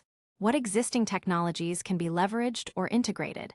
What new capabilities do you need? Define clear goals and metrics. What does success look like for your zero-trust initiative? Set measurable objectives, e.g., implement MFA for 100% of privileged users within 6 months. Reduce lateral movement by X%. Secure executive buy-in and form a cross-functional team. Zero Trust is not just an IT or security project, it's a business transformation. Gaining sponsorship from leadership, CEO, CIO, CISO is crucial for resource allocation and overcoming organizational resistance. Assemble a dedicated team with representatives from IT, security, application development, and business units. Phase 2, Identity and Access Foundation. Who are you really? This phase focuses on strengthening the most critical component, identity. It's often the best place to start, as compromised credentials are a leading cause of breaches. Implement multi-factor authentication, MFA, everywhere. This is the absolute non-negotiable first step. Prioritize privileged users, then expand to all users, all applications, SaaS, on-premises, cloud, and remote access. Aim for strong MFA methods, e.g., FIDO2, biometrics, and move away from less secure options like SMS where possible. Centralize identity and access management, IAM. Consolidate user identities in a single, authoritative identity provider, IDP. Implement single sign-on, SSO, to enforce consistent authentication and access policies across all applications.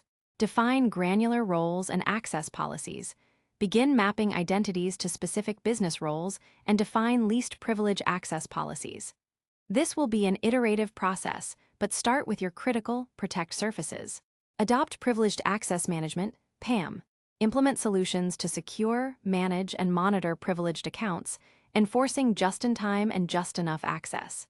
Phase 3, Device Trust and Endpoint Security. Secure tools, secure access.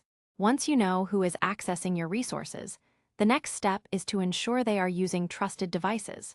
Enhance endpoint detection and response, EDR, / extended detection and response, XDR. Deploy and optimize EDR XDR solutions across all endpoints.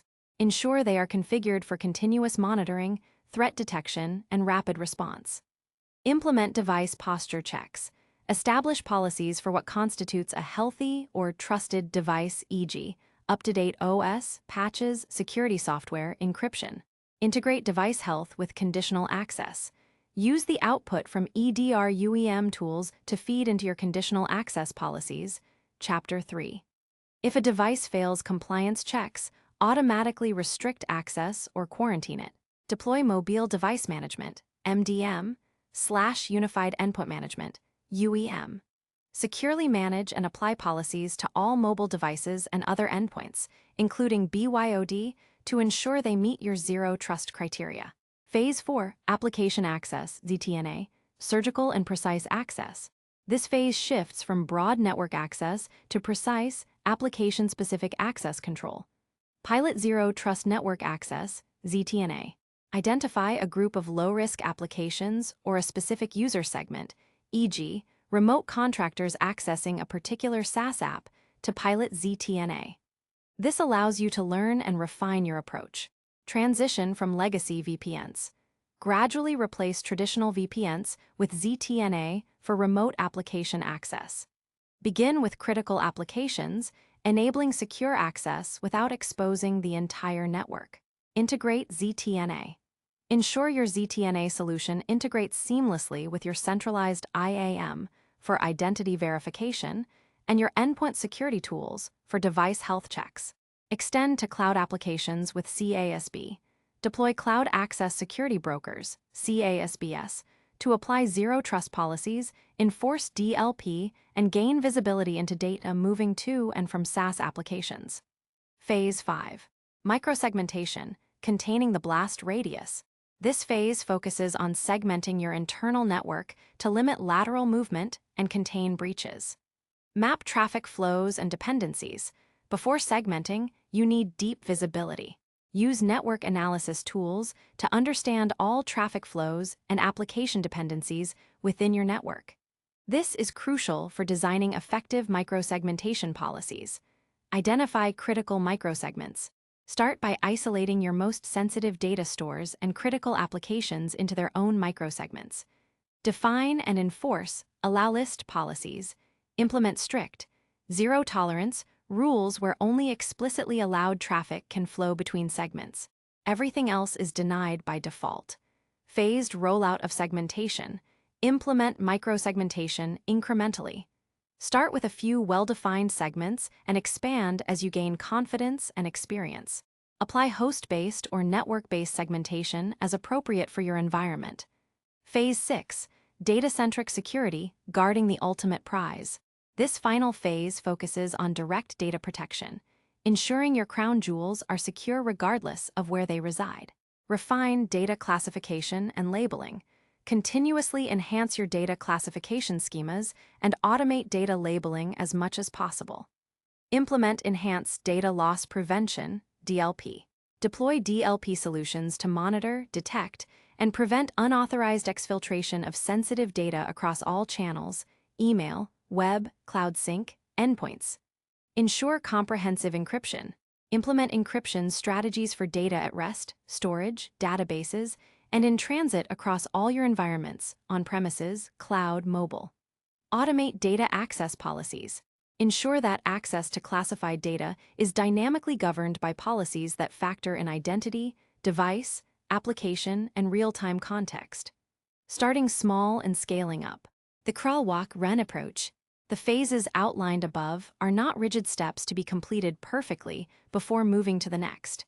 Instead, they represent areas of focus that can overlap and iterate. The key is to start small, target high-impact areas, and continuously improve. Crawl.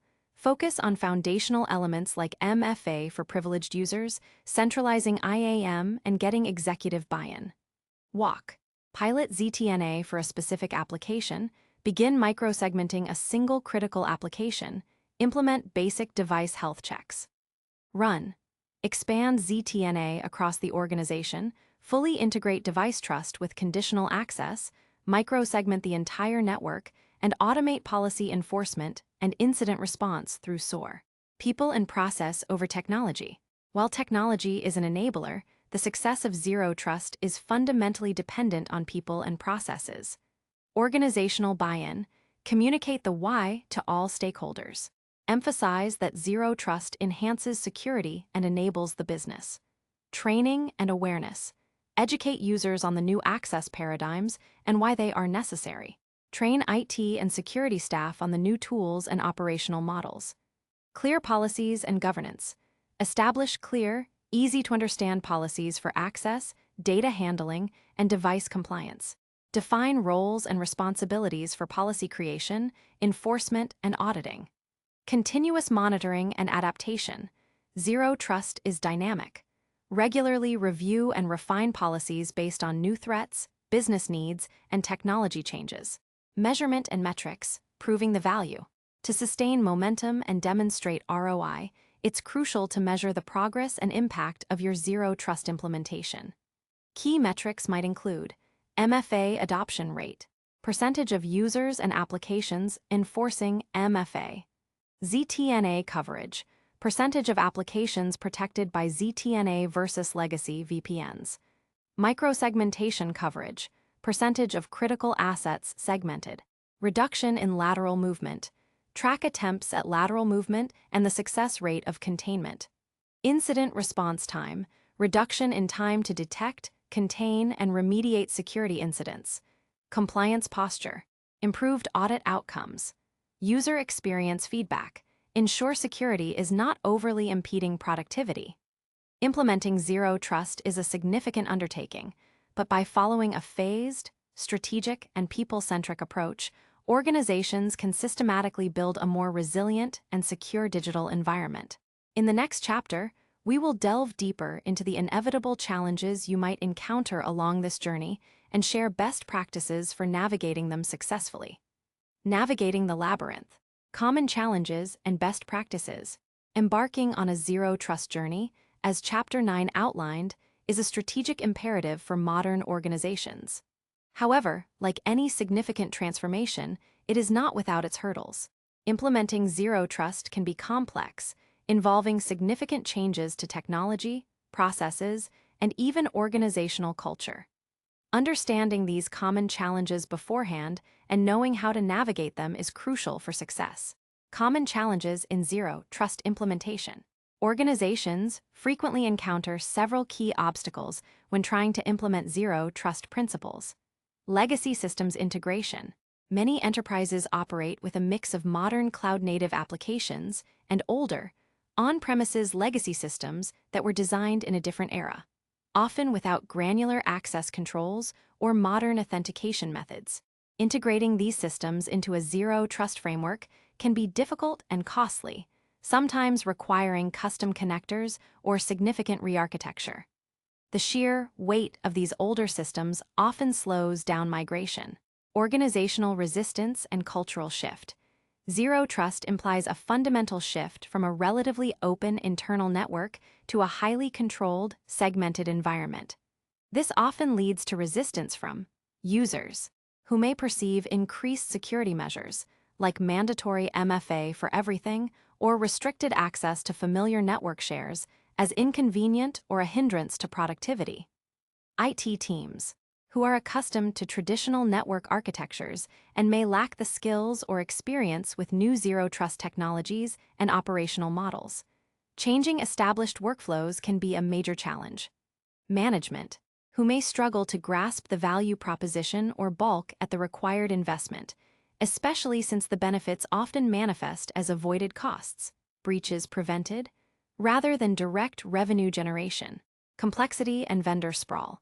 The zero-trust architecture, as we've seen, involves integrating multiple technologies, IAM, EDR, ZTNA, microsegmentation, SOAR, etc. This can lead to increased complexity, managing numerous different security products from various vendors, each with its own interface and operational nuances. Vendor lock-in interoperability issues. Ensuring these disparate tools seamlessly integrate and share context can be a significant technical challenge, leading to vendor-specific deployments that limit future flexibility. Skills gap. Finding and retaining security professionals with expertise across all these specialized domains is difficult. Budget constraints and justifying ROI. Zero trust requires significant upfront and ongoing investment in new tools, training, and personnel. Demonstrating a clear return on investment, ROI, can be challenging, especially for stakeholders accustomed to traditional, simpler budget allocation models for security. The benefits are often intangible, e.g., increased resilience, reduced risk of breach, making it harder to quantify. Lack of skilled personnel. The cybersecurity talent gap is a well-documented global issue. Implementing and maintaining a complex zero-trust architecture demands highly skilled security architects, engineers, and analysts who understand these new paradigms, can integrate diverse systems, and manage intelligent automation. Many organizations simply don't have enough of these experts. Big Bang approach fallacy. Attempting to implement zero trust all at once, across the entire enterprise, often leads to failure. The complexity, potential for disruption, and lack of iterative learning make such an approach highly risky and often result in paralysis or abandonment. Best practices for success. Despite these challenges, thousands of organizations are successfully implementing zero trust. Their success often hinges on adopting a strategic mindset and adhering to the following best practices. Start with why and secure executive buy-in. Communicate clearly. Don't just talk about technology. Explain the tangible business benefits. Frame Zero Trust as a strategic enabler for digital transformation, remote work, and cloud adoption, not just a security expense. Highlight risks of inaction. Use real-world examples of breaches that traditional security failed to prevent to underscore the urgency. Gain leadership sponsorship. Active support from the C-suite, CEO, CIO, CISO is paramount. They can champion the initiative, allocate resources, and break down organizational silos. Adopt a phased, iterative approach. Crawl, walk, run. Prioritize criticality. Begin by securing your most critical protect surfaces, the high-value data, critical applications, and privileged users. This limits complexity and delivers early wins. Pilot and learn.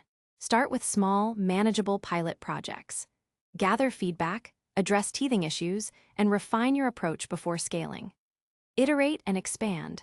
Build upon successful pilots, gradually expanding coverage across your organization, moving from foundational elements like MFA to more complex ones like microsegmentation.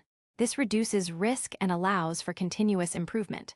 Focus on business outcomes, not just technology. Align with business goals. Ensure your Zero Trust roadmap supports broader organizational objectives. For example, if enabling remote work securely is a priority, focus on ZTNA and device trust. Measure progress. Define clear metrics, as discussed in Chapter 9, to track your progress and demonstrate the value of your investments. Quantify improvements in risk reduction, compliance posture, and operational efficiency. Invest in training and talent development. Educate everyone. Conduct comprehensive training for end users to ensure they understand why changes are happening and how to adapt, e.g., MFA use, reporting suspicious activity. Upskill your teams. Provide extensive training for IT and security professionals on new Zero Trust concepts, technologies, and operational models. Consider certifications and partnerships to bridge skills gaps. Consider managed services. For specialized areas, e.g., 24/7 monitoring, advanced threat hunting, leverage third-party managed security service providers, MSSBS, if internal resources are insufficient. Leverage frameworks and best practices. NIST SB 800-207. Use the National Institute of Standards and Technology's Zero Trust Architecture Framework as a guiding light. It provides a vendor-agnostic foundation. CISA guidance. The Cybersecurity and Infrastructure Security Agency, CISA, provides practical guides and roadmaps, especially valuable for government organizations, but applicable broadly. Industry best practices. Learn from the experiences of early adopters and industry leaders. Participate in cybersecurity communities. Prioritize visibility and automation. Know your environment. Invest heavily in tools that provide deep visibility into your network traffic, application dependencies, user behavior, and device posture. You can't secure what you can't see. Automate everything possible. Wherever feasible, automate identity and device validation, policy enforcement, incident response, via SOAR, and continuous monitoring. Automation is key to scaling Zero Trust and reducing manual workload. Embrace incremental change and adaptability. Security as a continuous loop. Understand that Zero Trust is a dynamic state. Your policies will need to evolve with changing threats, business needs, and technology landscapes. Iterate and refine. Regularly review and refine your policies and architecture. Be prepared to adapt as you learn more about your environment and as new security technologies emerge. War story. The enterprise that overcame VPN addiction. A large engineering firm, heavily reliant on a legacy VPN for its global remote workforce, faced constant scalability issues, user complaints about slow speeds, and a growing fear of a major lateral movement attack if their VPN was ever compromised. The CISO proposed a move to ZTNA as a foundational Zero Trust component. Initial resistance was strong. The network team argued ZTNA was untested and unnecessary, clinging to their familiar. Users feared disruption. Management was wary of the cost. The CISO tackled this by pilot with a pain point. Instead of a full rollout, they piloted ZTNA with their remote contractors who had the most pressing VPN performance issues. This group saw immediate, tangible benefits in speed and reliability. Show, don't just tell. Monthly DMOS showcased how ZTNA provided granular access, unlike the VPN's broad network access, proving its security superiority. They used simulated attacks to demonstrate how ZTNA stopped lateral movement far more effectively. Cross-functional training.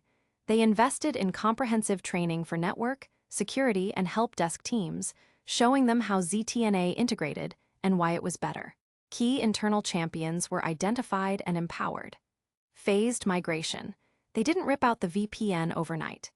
They enabled ZTNA alongside the VPN, migrating specific applications one by one, allowing users to gradually transition to the new secure access method. Metrics that matter. They tracked user satisfaction scores, help desk tickets related to access, and, crucially, a measurable reduction in internal network scanning probing attempts after moving applications to ZTNA. Within 2 years, over 80% of their remote access was via ZTNA, VPN usage plummeted, user satisfaction soared, and their attack surface was significantly reduced. They had successfully navigated the labyrinth, proving that even deep-seated VPN addiction could be overcome with strategic planning, patient execution, and a focus on demonstrable value. By anticipating challenges and applying these best practices, organizations can confidently embark on their zero-trust journey, transforming their cybersecurity posture and building a more resilient and adaptable digital enterprise. In Chapter 11, we will delve into more detailed, real-world case studies of organizations that have successfully deployed zero-trust, offering concrete examples of its benefits and how it can be tailored to various industry contexts. Zero-trust in action, real-world case studies and success stories. Throughout this book, we've dissected the principles, components, and implementation strategies of zero-trust architecture. We've moved from understanding its philosophical underpinnings to detailing the specific technologies and processes that bring it to life. Now, it's time to see zero-trust in action. While every organization's journey will be unique, examining real-world examples provides concrete insights into how zero-trust principles translate from theory to tangible security improvements.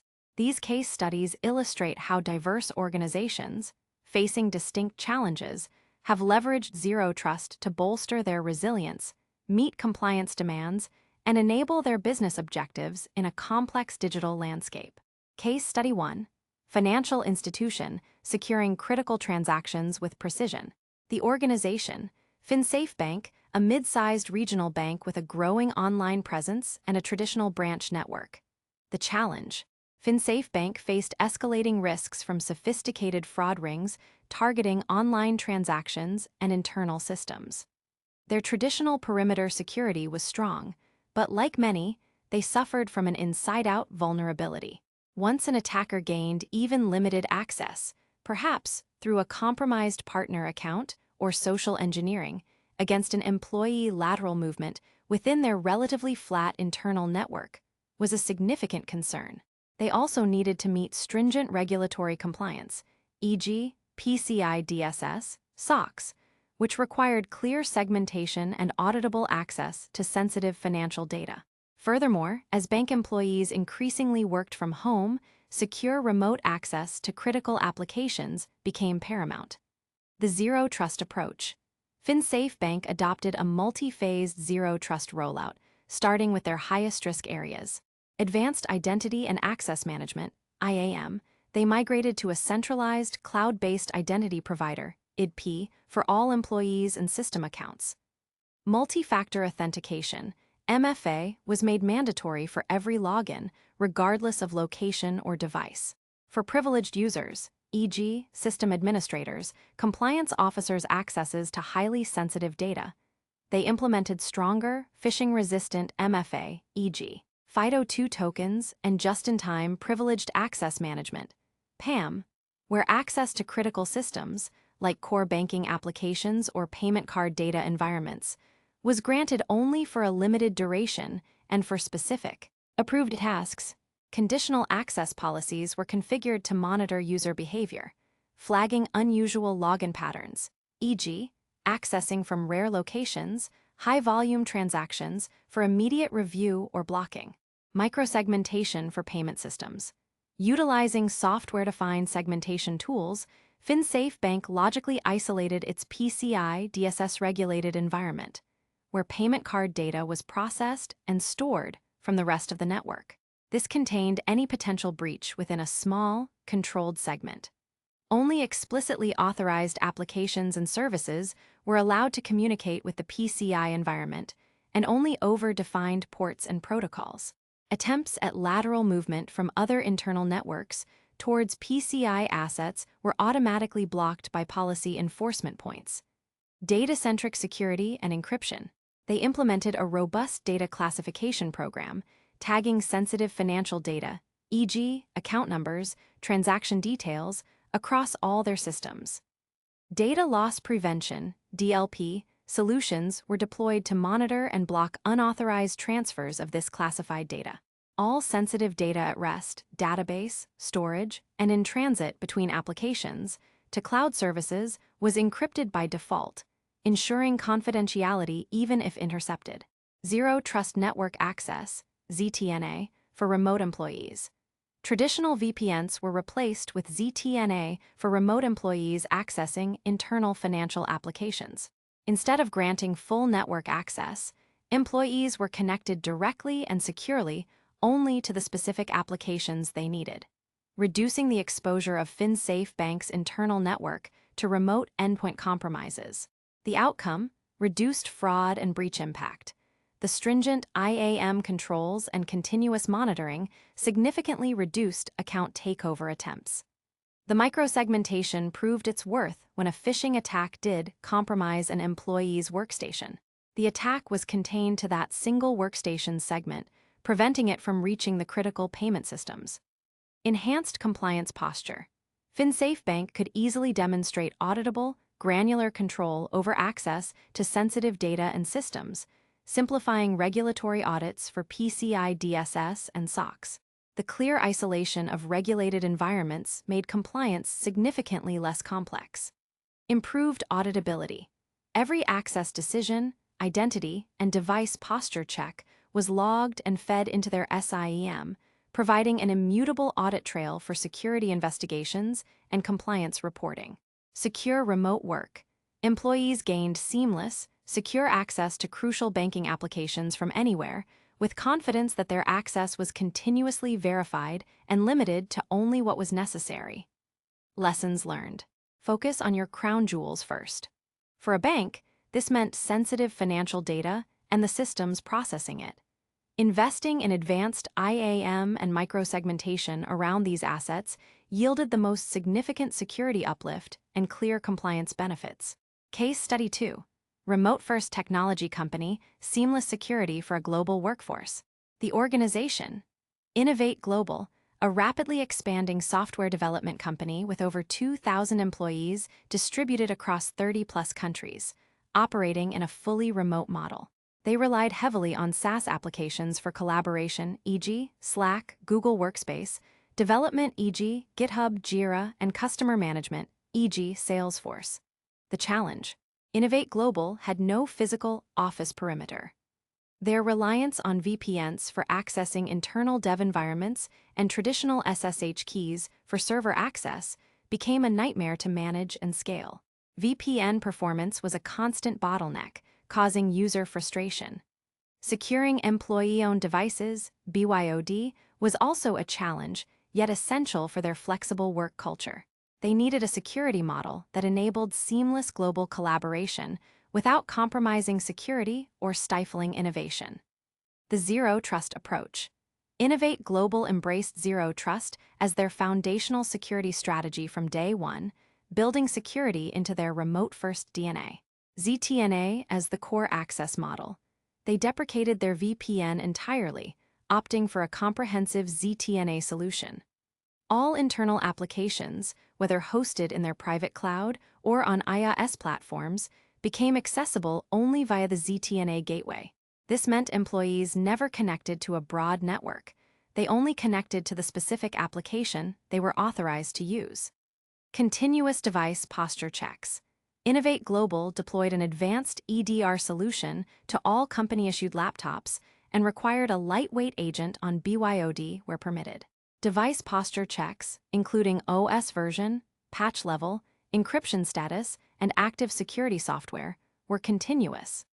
These checks were integrated directly into the ZTNA access policy, ensuring that if a device's health deteriorated, its access to sensitive applications would be immediately downgraded or revoked. Robust, context-aware multi-factor authentication. Their centralized IDP Okta was configured with stringent MFA requirements, including biometrics or FIDO2 keys for highly sensitive applications, and a step-up authentication challenge if context, e.g., unusual location, indicated higher risk. This minimized the impact of password reuse or phishing attempts. They also implemented UEBA to monitor user behavior for anomalies. Cloud Access Security Broker, CASB, for SaaS applications. Given their heavy SaaS reliance, Innovate Global deployed a CASB. This provided granular control over data sharing within applications like Google Drive and Slack, enforced DLP policies, and proactively identified misconfigurations in their SaaS instances. The CASB also served as a policy enforcement point for accessing SaaS, ensuring all access was authenticated via their IDP, subject to conditional access policies. The outcome: seamless and secure global access. Employees across different time zones and locations experienced fast, reliable access to every application they needed, without the friction of VPNs. Eliminated VPN reliance. The complete removal of VPN infrastructure simplified IT operations and dramatically reduced the network attack surface that VPNs traditionally expose. Strong BYOD security. By integrating device posture checks and ZTNA, Innovate Global could confidently allow BYOD for certain tasks, knowing that risks were continuously assessed and mitigated without compromising core corporate data. Enhanced visibility and compliance. Centralized logging from ZTNA, CASB, and EDR provided comprehensive insights into who, what, when, where, and how access requests were handled, significantly simplifying compliance reporting for auditors. Lessons learned. For remote-first organizations, Zero Trust is not an enhancement, it's a fundamental operating model. Investing early in a ZTNA-centric approach, integrated with strong identity and continuous device health checks, provides the flexibility and security needed to scale globally. Case Study 3. Manufacturing firm protecting operational technology with segmentation. The organization, Steelworks Inc., a large industrial manufacturer with multiple factories. They had a significant investment in operational technology, OT, and industrial control systems, ICS, that managed their production lines alongside traditional IT systems. The challenge: Steelworks faced a growing convergence of IT and OT networks. While convenient, this interconnectedness exposed their critical manufacturing systems to IT-based threats like ransomware or targeted cyber espionage. They had an aging OT infrastructure, often running legacy systems that were difficult to patch or secure with traditional IT tools. A breach in OT could mean production downtime, huge financial losses, and even safety risks. Their goal was to prevent IT threats from impacting OT and vice versa without halting production. The Zero Trust approach. Steelworks recognized the unique challenges of OT and implemented a Zero Trust strategy focused heavily on microsegmentation and strict access control for critical industrial assets. Deep discovery and mapping of OT assets. Before any segmentation, Steelworks used specialized OT network monitoring tools to discover every device, protocol, and traffic flow within their industrial networks. They meticulously mapped the dependencies between their machines, sensors, and control systems, understanding exactly who talks to whom and why. Strict microsegmentation for OT. Leveraging host-based segmentation solutions and network-based enforcement, they logically isolated key OT processes. For example, the robotic welding line network was segmented from the quality assurance testing network, and both were segmented from the ERP system in the IT network. Communication between these segments was strictly whitelisted. Only absolutely necessary traffic, e.g., a specific SCADA system communicating with a specific PLC, was allowed. All other traffic was blocked by default. Strong identity and access for OT engineers.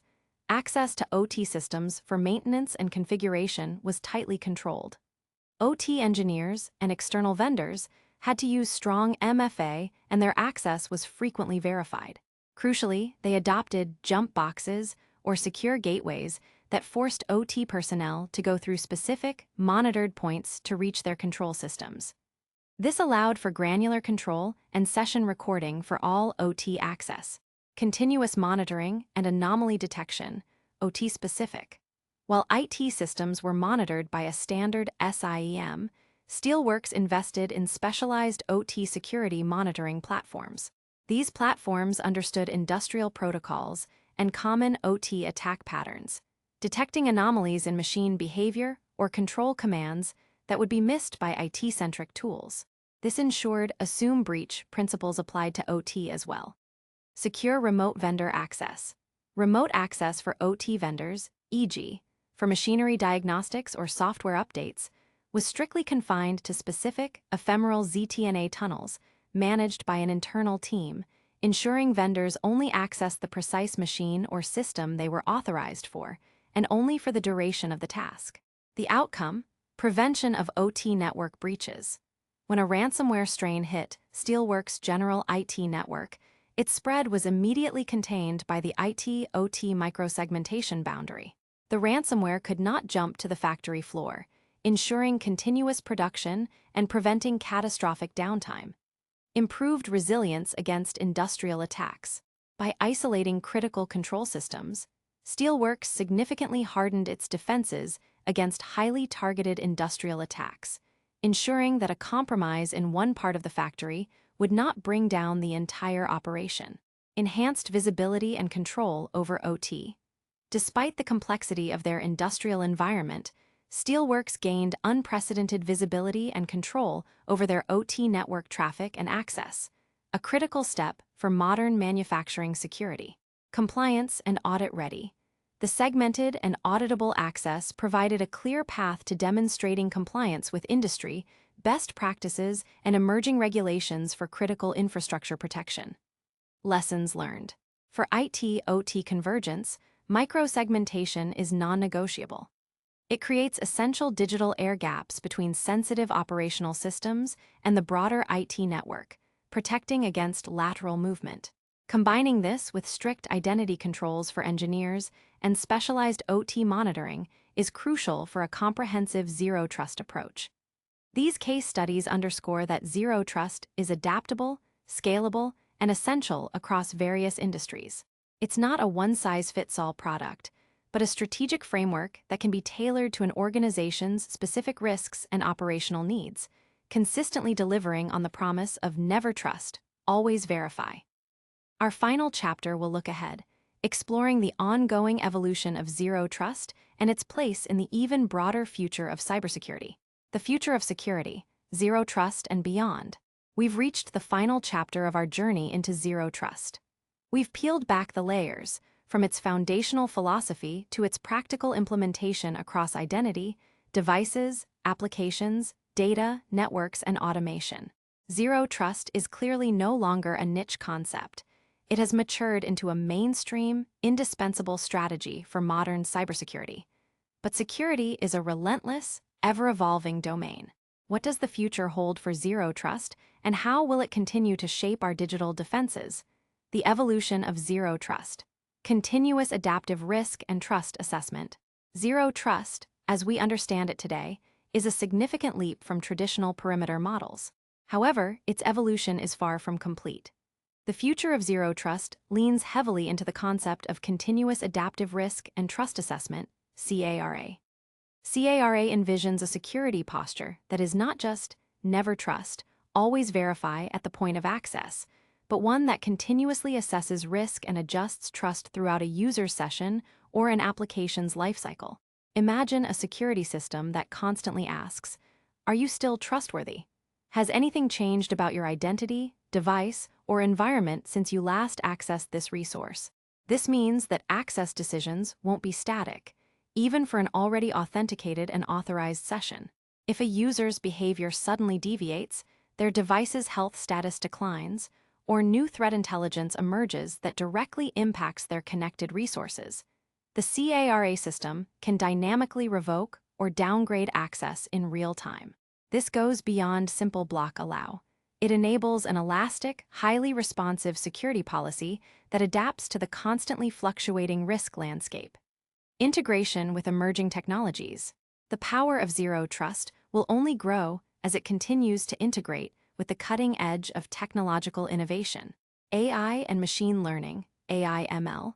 As discussed in earlier chapters, AI/ML are already enhancing Zero Trust by improving anomaly detection and automating responses. In the future, this integration will deepen.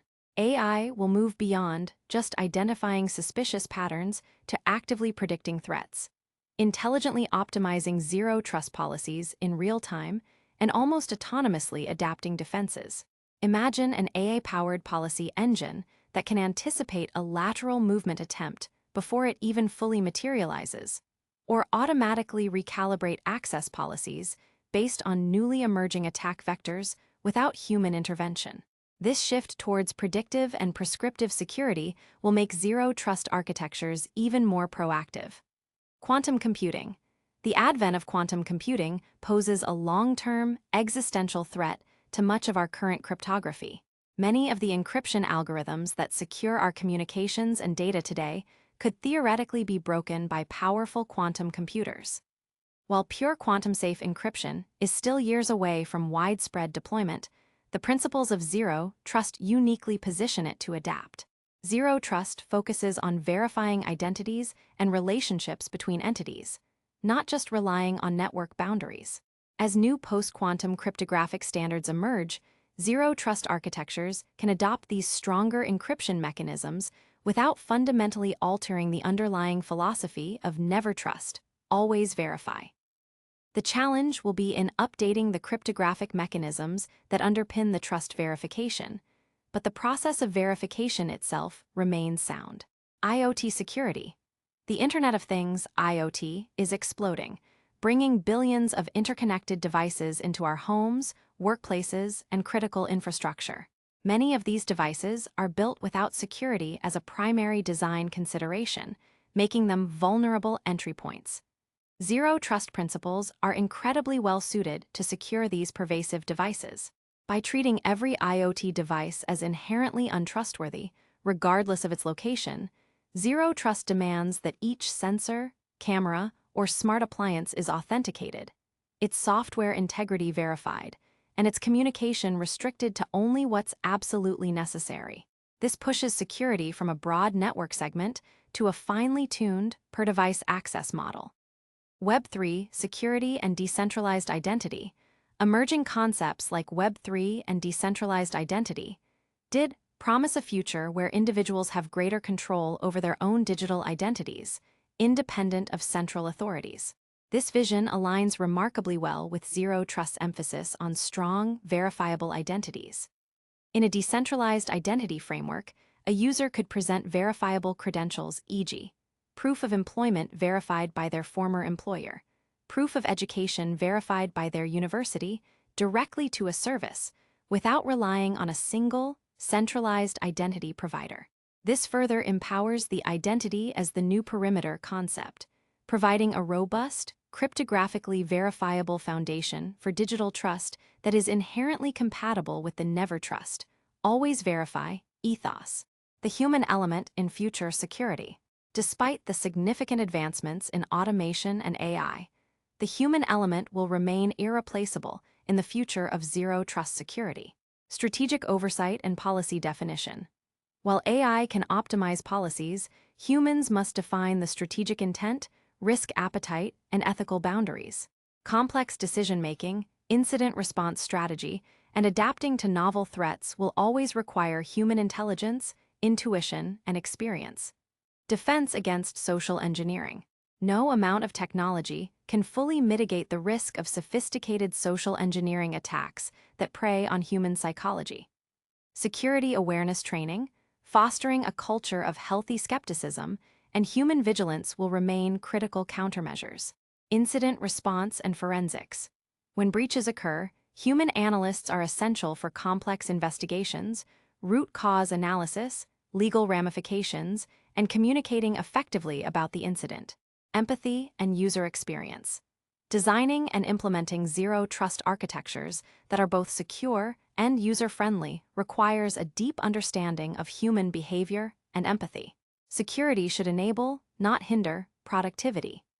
The future of zero trust envisions a powerful synergy, highly automated, AI-driven systems that manage the vast majority of verification and enforcement tasks, freeing up human experts to focus on complex threat hunting, strategic planning, and continuous improvement. Staying ahead of the curve, a permanent state of readiness. For organizations, embracing a future-ready zero-trust strategy means cultivating a permanent state of readiness and continuous adaptation. Invest in continuous learning. Keep abreast of emerging threats, evolving technologies, and updated zero-trust frameworks and best practices. Prioritize foundational capabilities. Strong IAM, comprehensive EDR, and deep visibility remain critical as they feed the intelligence of the zero-trust decision-making engine. Embrace cloud-native security.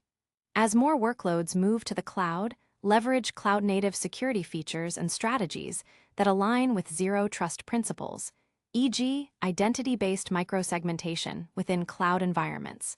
Build adaptable architectures. Design systems with modularity and open APIs to enable easier integration of new security technologies as they emerge.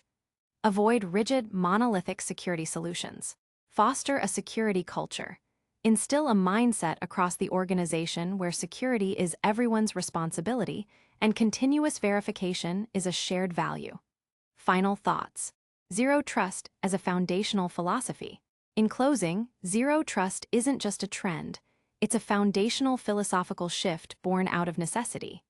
It acknowledges the harsh realities of today's threat landscape, that perimeters are dissolving and compromises are inevitable. By moving away from implicit trust and embracing continuous, explicit verification, organizations are building resilient, adaptive defenses that can withstand the attacks of tomorrow.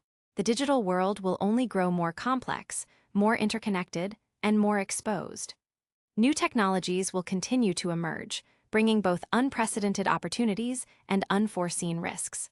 But through it all, the guiding principle of never trust, always verify will remain a steadfast beacon, ensuring that our digital interactions are secure, our data protected, and our future bright. Zero trust is not just about building better security. It's about enabling a more confident, resilient, and innovative digital enterprise for years to come.